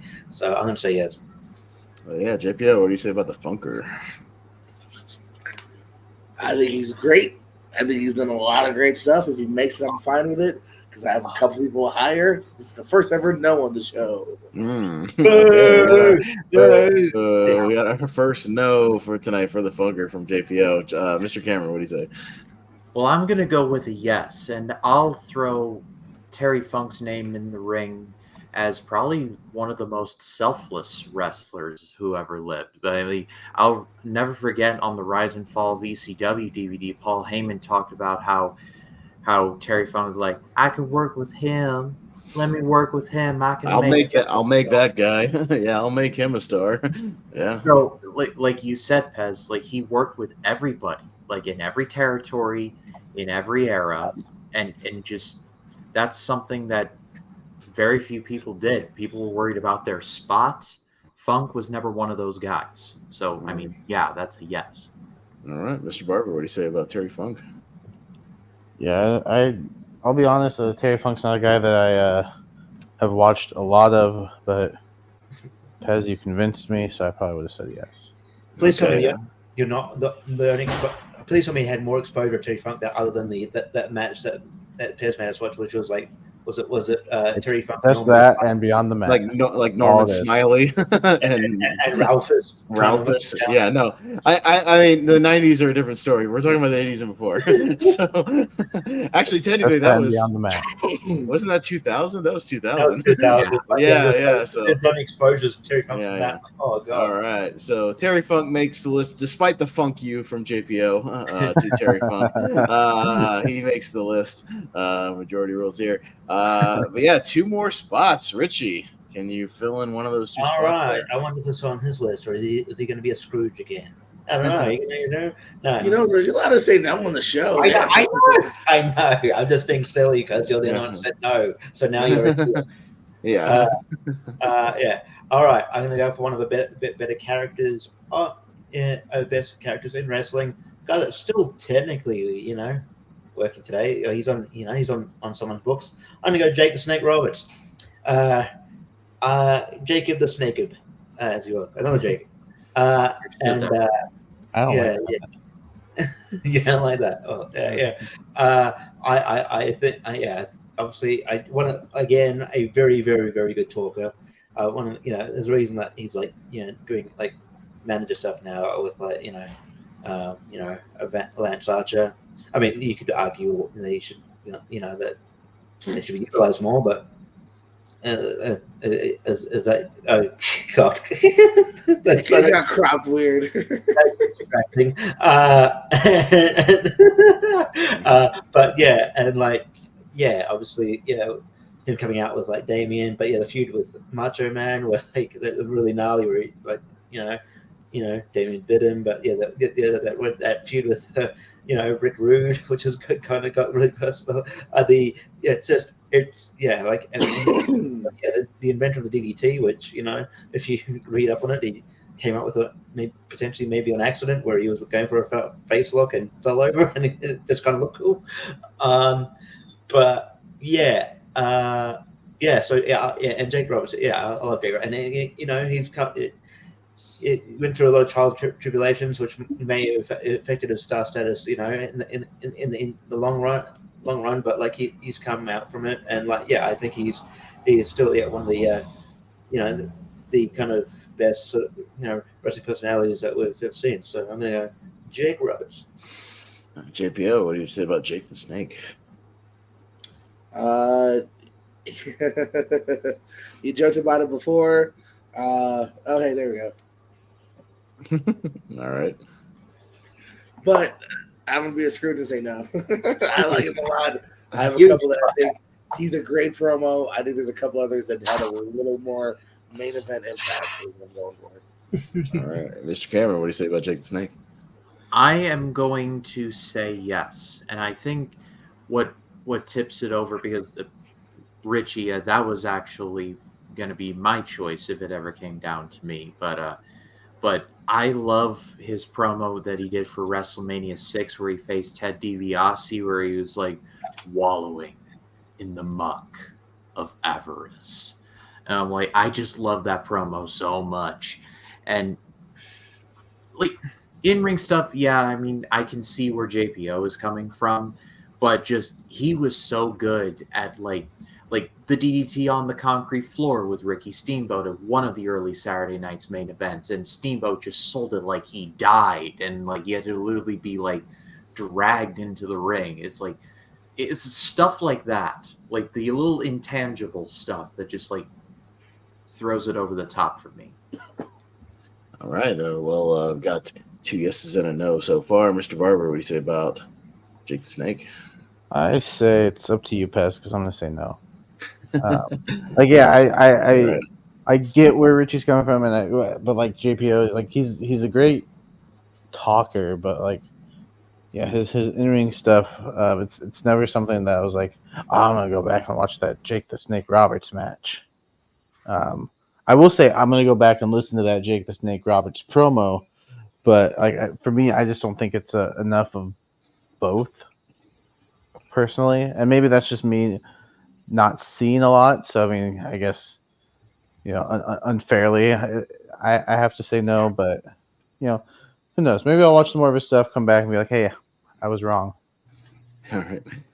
If it's down to me, I'm going to be a Scrooge and give it the first no of Rankum. I'm going to say no to Jake the Snake. I think there are stars I still have on my list that were bigger stars that made more of an impact on the wrestling world as a whole, especially if we're talking about 80s and before. We've got a few other guys that made a bigger impact than him. I think the Snake Pit has always been kind of an inferior Piper's Pit, maybe a hot take. I think Piper's Pit was a little more dynamic. I get rewatched that one that he did with Kamala, Kim Chi. Yeah, I've seen them all, but again, I think the shtick was kind of the same every time. I don't think there was a lot of differences each time. I don't think he was that particularly great of a worker. I think he had good psychology. I think he was just kind of an okay worker. I mean, he's got longevity on his side, but I don't even think he became that big of a star till like the very late 80s, like the tail end of the 80s and the early 90s. So, and I just don't think he had much of an impact before then. So I'm going to say no to Jake the Snake. Sorry, Richie. That wasn't his fault. His dad was an absolute monster. Cool. That has nothing to do with whether or not he was the greatest on this list. I don't see how that has any impact on whether or not I'm just saying he was a referee for some of that time because it was a cool. And I've ref for Jake Roberts. I ref for him in Orlando yeah, I ref for him, but I mean, yeah, I didn't talk to him that much. I walked into the locker room to go talk about the match. He just went like this to signal the DDT, and I went, okay, and walked away. And that's all it was. So it was a squash. What are you gonna do? So I'm gonna say no. So Jake the Snake does not make the list. We still have 2 spots left. JPO, what you got? All right. No. No. Sorry. There you go. Go ahead. I'm joking. It's not your turn. It's not your turn, Reggie. It's JPO's turn. You good? Yeah, I'm fine. I'm gonna go for Harley Race. I think he's another guy that just absolutely owned for his time period here. Very memorable here. Kind of like Dusty had a bit of a different run in the WWF, but I think still had some good spots in the WWF. But I think it's very memorable. A little bit of a sign in the Iron Claw movie here, and again, just a great NWA champion. That was at the top of his game for a little while there. Real man's man, Harley Race. All right, Mr. Cameron, what do you say about Harley Race? Yeah, I'll go yes on that one. He's like Harley Race had like great matches with like Superstar Billy Graham and the Flair match he had in '83 at the first Starrcade. That was another really good one. I love the promo he cut where he put the bounty on Ric Flair's head and he's like, Kabuki, I know you're looking for this money. Like, I love that promo so much. So yeah, Harley Race gets a yes. All right, Mr. Barber, what do you say about King Harley Race? I was about to say we've got one king on the list. Why not have another? Sure. So I'm going to say yes to Harley Race. Yeah, I think in-ring promo work. I mean, guy can do it all. Yeah, he's had classic matches with some pretty good guys. So Not a guy I'm super familiar with, but like what I've seen of his, I've really enjoyed. I'll add a lot more to the discussion once we get into the '90s and the 2000s. Fair But for enough. now, I'll just be mostly agreeable. Okay. No, JPO, you took my pick, actually. If it had swung around to me all the way, I don't know if it was going to because only 2 picks left. No, I was going to give love to Harley Race because we talk about the guy, Bruno Sammartino, carrying the WWF in the 70s. Harley Race was the guy in the NWA in the 70s. He is the guy who carried the NWA in the 70s. He made that title a really big deal, a true worldwide title as well, traveling all over the place, defending that belt. And yeah, even into the 80s, he's the guy who kind of was the dude who passed the torch to Ric Flair, Starrcade '83. That cage match, it was kind of really like kind of handing over that NWA title to Ric Flair to kind of the next generation and whatnot. And still a draw in the 80s as well. His Starrcade '83 entrance, by the way, is great. There's no music. He just comes out, steps through the curtain, and just stares at the crowd, and they boo the shit out of him. It's great. And he had that kind of heat. Jacket. It was amazing, yeah, with that mustache. Oh, it's fantastic. No, Harley Race was one of the true draws. Again, we're talking about people who kind of paved the way for everybody else. Yeah, I think you have to include Harley Race on my list. Yeah, he was going to be my next pick. So good on you, JPO, for scooping enough from under me. That's fine. I'm fine with that. But yeah, Richie, what's about Harley Race? I wanted to say no because I preemptively said no just because you're being a hero. I can't because he was also on my list. So fuck you. You took away the glory I would have had by going no, that's fine. Harley Race is great. He was great in the Iron Claw. That was him, right? The guy that they got as opposed to the Ric Flair guy, the guy who got to play Harley was great. Yeah, I know. He was fantastic. There was so much like him that I thought it was him. No, they even had the voice down and everything. Yeah, the cadence, everything. So yeah, kudos to whoever played him in the Iron Claw. Yeah, just don't get that Ric Flair guy to do the please do not get somebody else. That guy hasn't heard of Ric Flair until he got that wrong. Everybody else in the movie, yeah, the guy who played Ric Flair, the guys who played the Freebirds are great. Everybody else is great, like in that movie. Looks like and sounds like everything, but yeah, absolutely for all the reasons you said. Harley's great and great dubbing it, but yeah. Okay. All right, clean sweep for Harley Race. We have one spot left. That was the number 11 spot. Number 12, final spot. Let's see what happens if it starts to get controversial. If we have another maybe obvious pick we haven't touched on yet, we'll see. Mr. Cameron, it's on you. What you got? Can you close it out here? Well, I will certainly try. Virgil. No, the Olive Garden's closed right now. Coco beware. Coco beware. Come on. Mr. T. Mr. T. It's funny that you bring up the Iron Claw because I was going to. I don't know if I can include multiple or I'll just choose one of the brothers. But if I was forced to choose one of them, I'll go Kerry Von Erich. But I'd like to include all of them if I could, because in Texas, their rivalry against the Freebirds was just phenomenal stuff. Even in the thing that started it off, and that Christmas Day cage match against Ric Flair, where it was Kerry in the cage and Michael P.S. Hayes was the ref, and it was the whole miscommunication there, and Terry Gordy, rest in peace, slams the door in Kerry's face. I don't know. There's something about that. I love that finish. And Kevin, Kerry, and David, they just worked so well together. And so I don't know if I can include all of them, or if I'm forced to pick one, I'll just go Kerry. Okay, yeah, we'll go with Kerry here and see what happens. Kerry Von Erich, Jacob, what do you say? I'm not sure because again, it's not a guy that I've went back and watched a lot of his stuff. Obviously, I know the history and the movie, but I haven't gone back and watched a lot of it for myself. So unfortunately, it's more like an abstain, but I guess it also counts as a no. Okay. Yeah, I'm torn on this one because he was on kind of my maybe list. If somebody could convince me, because I did do a little research on some of these guys, deciding on who to put on my list. Kerry, I mean, he was the biggest star in Texas, that's for sure. the match with Flair, at Texas Stadium, big deal. He went over to Japan and was kind of a big star in All Japan and New Japan, although not as big of a star as a guy like Terry Funk, I would argue, or even Stan Hansen to a degree. And he traveled a little bit, but I kind of feel like he was just a Texas guy. And like, even, like he was a star, but I feel like the star was kind of limited to Texas. So, and he was a good worker, but again, not a super charismatic worker. It's going to be the slightest of no's for me for Kerry Von Erich. We'll see what happens. But if he makes the list, I'm okay with it. Richie? I was worried he was going to come up because I'm sort of in the same position. I'm like, maybe I don't know, because like he was someone I had considered. But yeah, I'm sort of in the same kind of same thought process where like he was a huge star in Texas, and had memorable moments. But yeah, I think sort of around like I don't know if like he.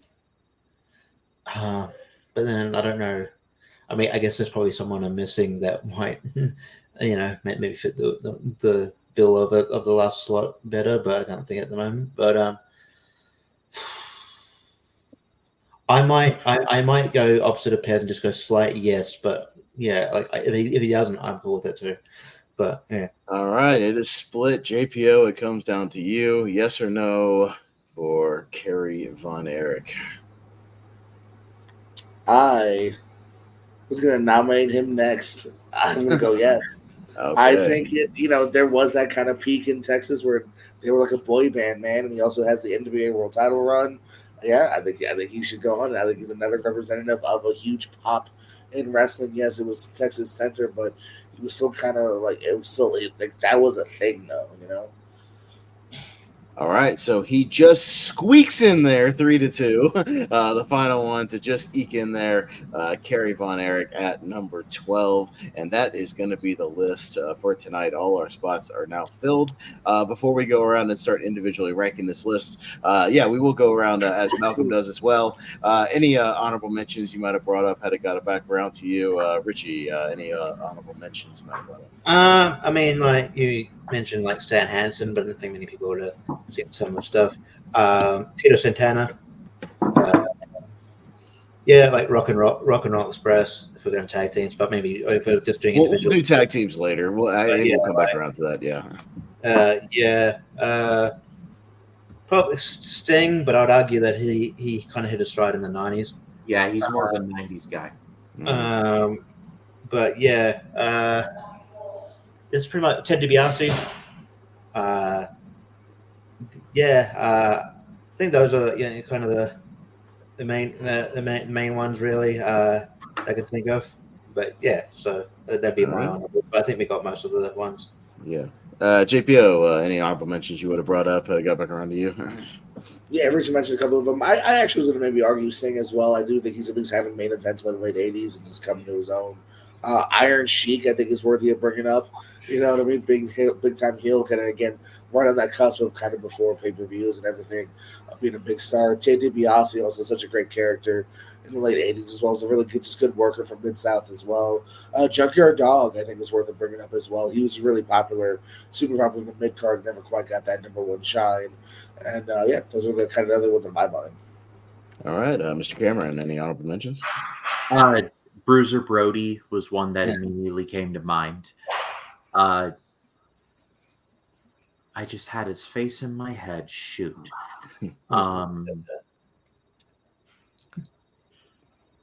Honky Tonk Man, I would have at least floated his name out there.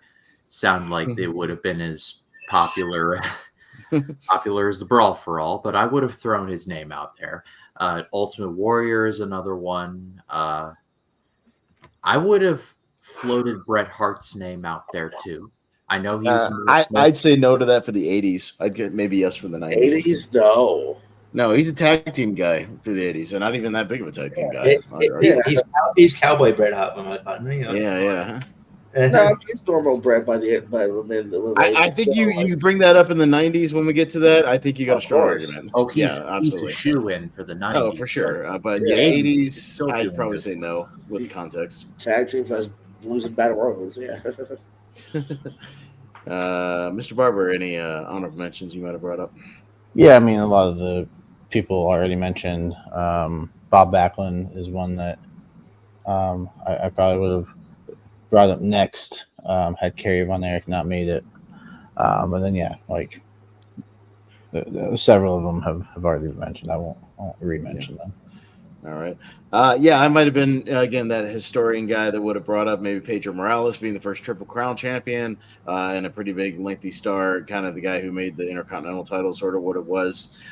So, a pretty big draw and Hispanic wrestler as well. I could have made an argument for Nick Bockwinkel, although I don't know how far that would have gotten, unless you've actually seen him or heard much about him. But he carried the AWA and a lot of those territories for a little while in the 80s.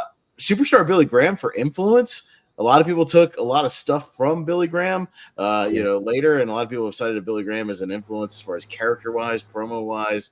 And again, a guy who feuded with just about everybody. Bruiser Brody was on my list as far as that style of wrestling and whatnot. And if you go to Japan, you can make an argument for Antonio Inoki for maybe being the biggest star in Japan, and the crossover stuff with Ali is as bad as that match is, a lot of mainstream attention and whatnot. So, and kind of a guy who really got a lot of wrestling going in Japan. So you can make an argument there. But having said that, we are now at the ranking portion as Malcolm does over on Rankum.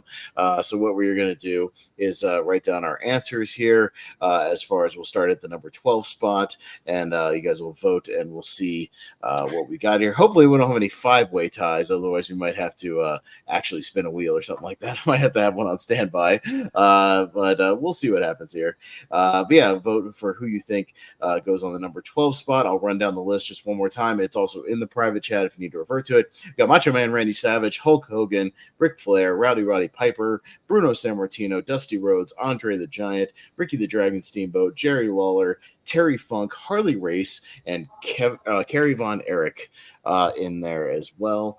So we'll write down our answers here and get going, and we'll start in the same order as we started the show. Richie, number 12. Yeah, give me a sec. Sure. Kerry Von Erich. Kerry Von Erich. JPO. Terry Funk. Terry Funk. Mr. Cameron. Kerry Barber. I don't have anything to write with, but I was going to go with Kerry. Okay, you can just say your answer. I'm also going to go with Kerry at number 12. So that is a definitive Kerry Von Erich for number 12. Let me jot that down on my little banner here. All right. So he made the list, but just at number 12 there, we are going to go Kerry Von Erich. So he is off the table now. Number 11, we will start once you're ready, JPO. Terry Funk. Terry. All right, Mr. Cameron. Harley. Barber. Terry.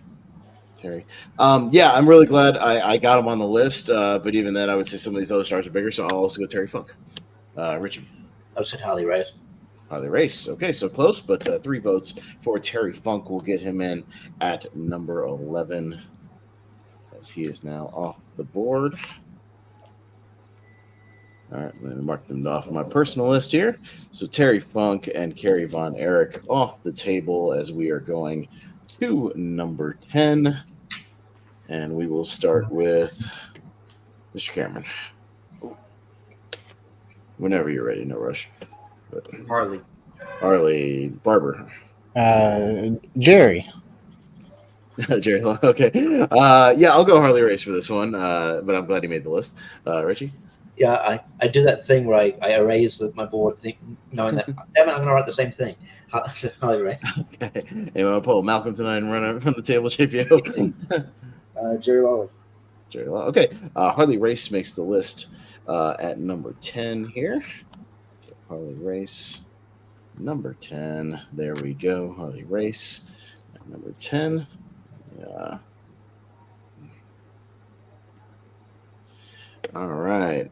Going to number 9 here. And we will start with Mr. Barber. Jerry. Yeah, I'm okay going 2 kings back to back. Let's go Jerry the King Lawler. Richie? Jerry the King Lawler. JPO? Yeah, Lawler. King and Mr. Cameron. Peer pressure, Jerry. Okay. No, I think it's a good spot for him. He did a lot, but yeah, a couple people maybe bigger stars here. But Jerry Lawler will slide in at number 9. Now's where it gets tough. Yeah, and here's where it starts to get interesting. I think we got some of our kind of maybe ones where it might be just depending on the order where they go. But now we get into the big time stars here, so we'll see what happens. I think it can go anywhere. Let me write something real quick before I go to myself. Let me look at the list.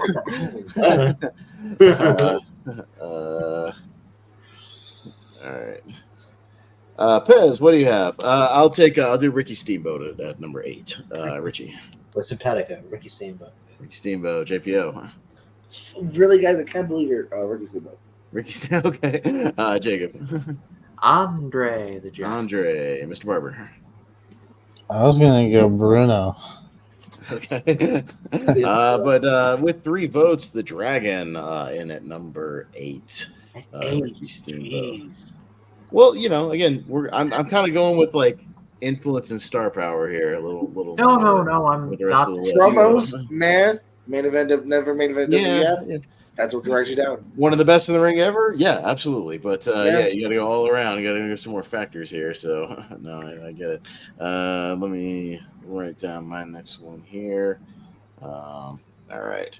But we are going to Richie. What do you have at number 7? What do you think? Roddy Piper. Piper. JPO.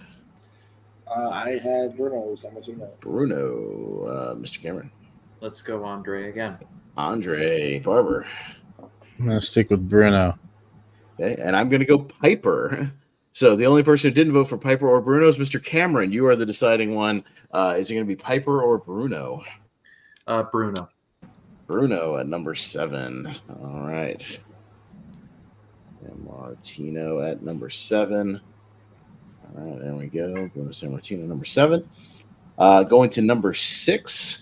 And we will start with, I believe, JPO. Am I right? Yeah. Yeah. All right. I just want to make sure. Andre, Mr. Cameron. Third time's the charm, Andre. Andre, Mr. Barber. I'll go Andre.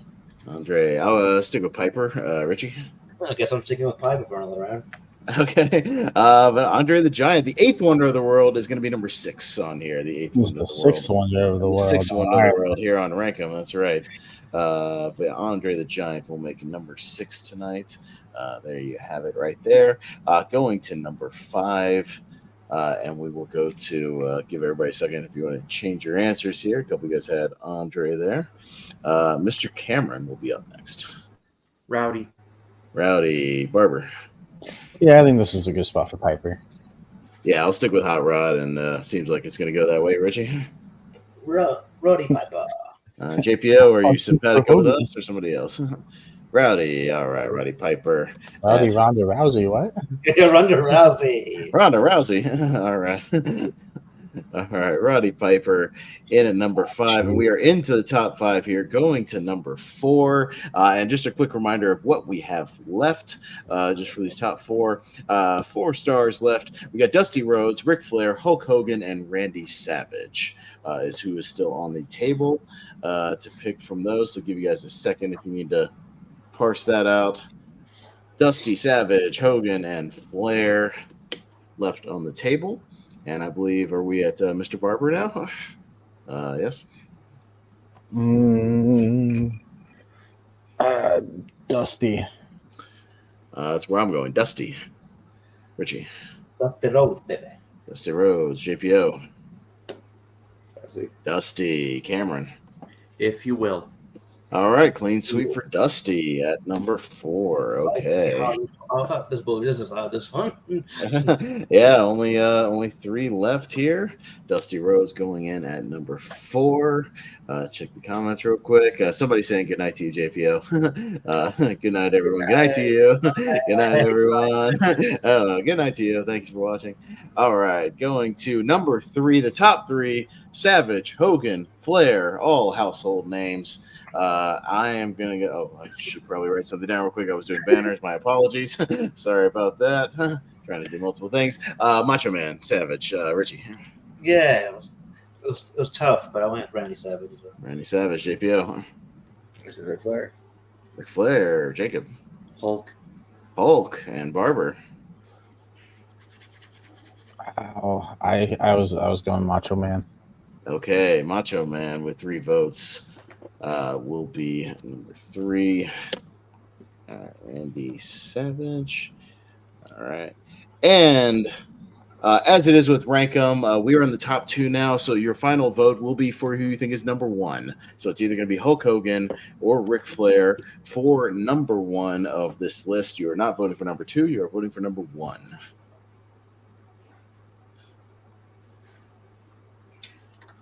I give everybody a second to get their votes in for their number 1 to round out top 12 Rankum 80s and before. We are back to the start. Richie, number 1. Hulk Hogan. Hogan. Oh, like the Miller Catfight girl said it. Hogan. Hogan. Hogan. Hogan. Okay, JPO. Hogan. Cameron. Flair is number 1. Barber. Oh, we'll see, because I'm also going Flair. In my heart, it's Flair. In my brain, it's Hogan. He was the biggest draw. So it's going to be Hulk Hogan. He was the face of wrestling in the 80s. I hate to say it. He just kind of was. So, yeah. Sorry, I meant to hit edit on that one. So I can It wasn't get top these 12 in. biggest draws. It's top 12 wrestlers. Okay. It's stars. Yeah. Wrestlers include star power as well. So well, that's where it's going to get contentious in the 90s and 2000s, I think. It gets a little tricky. But yeah, we have our list together. I'll run it down with the banners as I'm completing them here. All right, that's going to do it for tonight. For JPO's suggestion of this new series, we're going to get started here with Rankum on the Lonely Marks. At number 12, we got Kerry Von Erich. Number 11 tonight, Terry Funk. Number 10, Harley Race, King Harley Race, because we also have a number 9, Jerry the King Lawler coming in. Ricky the Dragon Steamboat at number 8. Number 7, Bruno Sammartino. Number 6, the 8th Wonder of the World, Andre the Giant. Number 5, top 5, Roddy Piper. Number 4, Dusty Rhodes, the American Dream is real at number 4. Number 3, the Macho Man, Randy Savage. At number 2, the Nature Boy, Ric Flair. And at number 1, Hulkamania is running wild all over this list because it is Hulk Hogan at number 1. There you have it. That is going to do it for this special edition of Rankum here on the Lonely Marks. Yes, don't adjust your TV sets, ladies and gentlemen. We just did Rankum on the Lonely Marks. As Don't suggested by worry, JPO. Jacob. If you're a big Ric Flair fan, you can vote for him in the 90s, the 2000s, 2010s, and 2020s. He made it. you can keep nominating him over and over. Hey, I would say even in the 90s, he's got a hell of a shot. Even yeah. So you can make the argument there. So yeah, we'll talk about that because JPO, we might come back to this maybe in about a month or month and a half or so. When we got one of those kind of slower weeks, we could definitely come back to this and jump into the 90s for sure and do another special edition of Rankum. Yeah, we talked behind the scenes that we could definitely do this as sort of a semi-regular thing, maybe about once a month. So Jacob, throw it back over to you. Thanks for throwing me the reins for this special edition of Rankum. Hopefully I did an adequate enough job, Malcolm, if you're watching, hosting this one. I picked up a few tips and tricks along the way, and I'm a professional co-host is what I do. So, so it's what we do. I think I've got it down at this point. But Jacob, throwing it back to you to wrap us up here. Yeah, so that's our show. So if you're watching, let us know who some of your favorite wrestlers are from the 80s and before. And let us know who you got this weekend at Backlash. And if you're on the West Coast like me, are you going to watch it at 10 a.m. or are you going to kind of wait a little bit? But yeah, no, we'll be back next week to review the show and talk whatever news has come out since then. But between now and then, Richie, what do you got going on? Yeah, I mean, and also, I mean, if you where I live in Brisbane or Queensland, if you're watching that, Backlash live, let me know you watched it, and you're a psycho for waking up that early and watching that show at 3 a.m. I'm just saying, I watched Elimination Chamber live. Hey, you could have one of those nights where if you're a little insomnia, you're not sleeping too well, and you happen to be up at 3 a.m. I mean, you got something to watch. That's all. Yeah. Could happen. Yeah, man. It does suck that there's it sucks that they don't really have any French stars. You could have had I'd like to see. Who's to say La Resistance won't make a special appearance? You know what I mean? It could happen. Maybe a bonus point. La Resistance comes back. No, kind of like how I predicted Carlito at Puerto Rico. If anybody wants to make a prediction on on a French wrestler making an appearance, you can do that for a bonus point. Does Jacques Rougeau count as Canadian? Well, so is Rene Dupree, actually. French Canadian. Well, yeah. And Sylvain Grenier was. Well, Rob Conway was a French sympathizer, so I mean, you just look at me. Yeah. Anyway, you can find me. Lenny Monterey. Let's see who comes up real quick as you're doing your plugs. If I Google most famous French professional wrestler, let's just see who the first name is. Andre. I guess, yeah. I mean, but he can't make an appearance, so. Yeah. Maybe hologram form. But you can fight Chirac. I recorded a Why We Love Horror match. It should be up, soonish with me versus Kevin Poss. JPO's channel. I'm doing wrestling trivia and movie trivia. Might be on a trivia about the WWE draft, as we have mentioned before. Remember the time when Cena was drafted to Raw and drafted to SmackDown and Raw the same night? That was fun. Yeah. And then I'm doing a CWT match at the same human deal that he's doing. Deal he's doing. So that should be fun. And Jake Cameron's going to be on that as well. So. So to check those out, and I'm around. I'm sure there's stuff I'm forgetting, but I'm around everywhere. So check that out. There's an article that says 3 French WWE wrestlers who can return for Backlash 2024 in France. Okay. So I see former NXT superstar Sylvester Lefort. He wouldn't make much of an impact. Oh my god. Who's that? I don't know who that is. But obviously, so number 2, La Resistance. La Resistance, that would be fun if La Resistance, they hit the music and they come out. That'd be at least fun. I don't know. We'll see. I mean, they could have a impromptu match. And Mrs. Wife, Maurice, yeah. She's had health scare recently, but I think she's fine. She could probably make it. Yeah. So that's from the article. There you go. Those are your potentials. There you go. JPO, is your money on Sylvester? What's his fuck from NXT showing up in France? I don't know, but I do have Sylvain Grenier's phone number, so I'm gonna find. I'll get the scoop. Oh, okay. Nice. And while you're doing that, what else do you got going on? Oh, just plugs and parting words. As the aforementioned, Pierce Co. We're finally wrapping up that round 1. It's not my fault, people. Schedules. But we're getting it in the tank here, as well as countdowns and all sorts of fun stuff over that channel. Pierce Wrestling as well. We're still doing shenanigans over there. All our friends, CWT, Malcolm's channel. Thanks for letting us borrow Rankum here. We appreciate you. Why We Love Horror. Yeah, you know the stuff. Mm-hmm. All right. Jacob Cameron, thank you once again for joining us tonight. Where can the people find you? Find me pretty much everywhere, social media at RyanCam20. Trivia-wise, I'm in a lot of places. I got a big match coming up with Scott Gata. It's more details on that are going to be forthcoming. My YouTube channel is mostly movie stuff. I'm reviewing all the Planet of the Apes movies in honor of Kingdom of the Planet of the Apes. Pez is going to be joining me next week to review The Mummy from 1999, along with my co-host of the Small Talk podcast, Jacob Collins. So yeah, I'm doing a lot. So if you want to follow me, it's at RyanCam20. I'm almost at 500 subscribers, so I want to get there. Hey, Pez, do you like that movie? Do you think it's right? It's okay.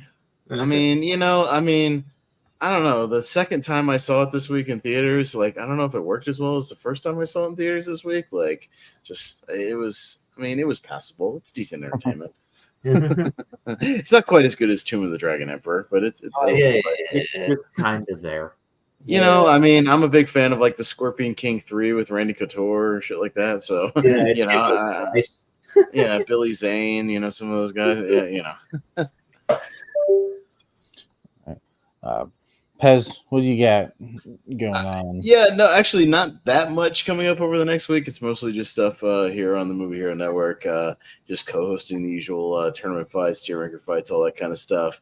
Me and Richie might whip up another wheel of movies, maybe next Wednesday night, something like that.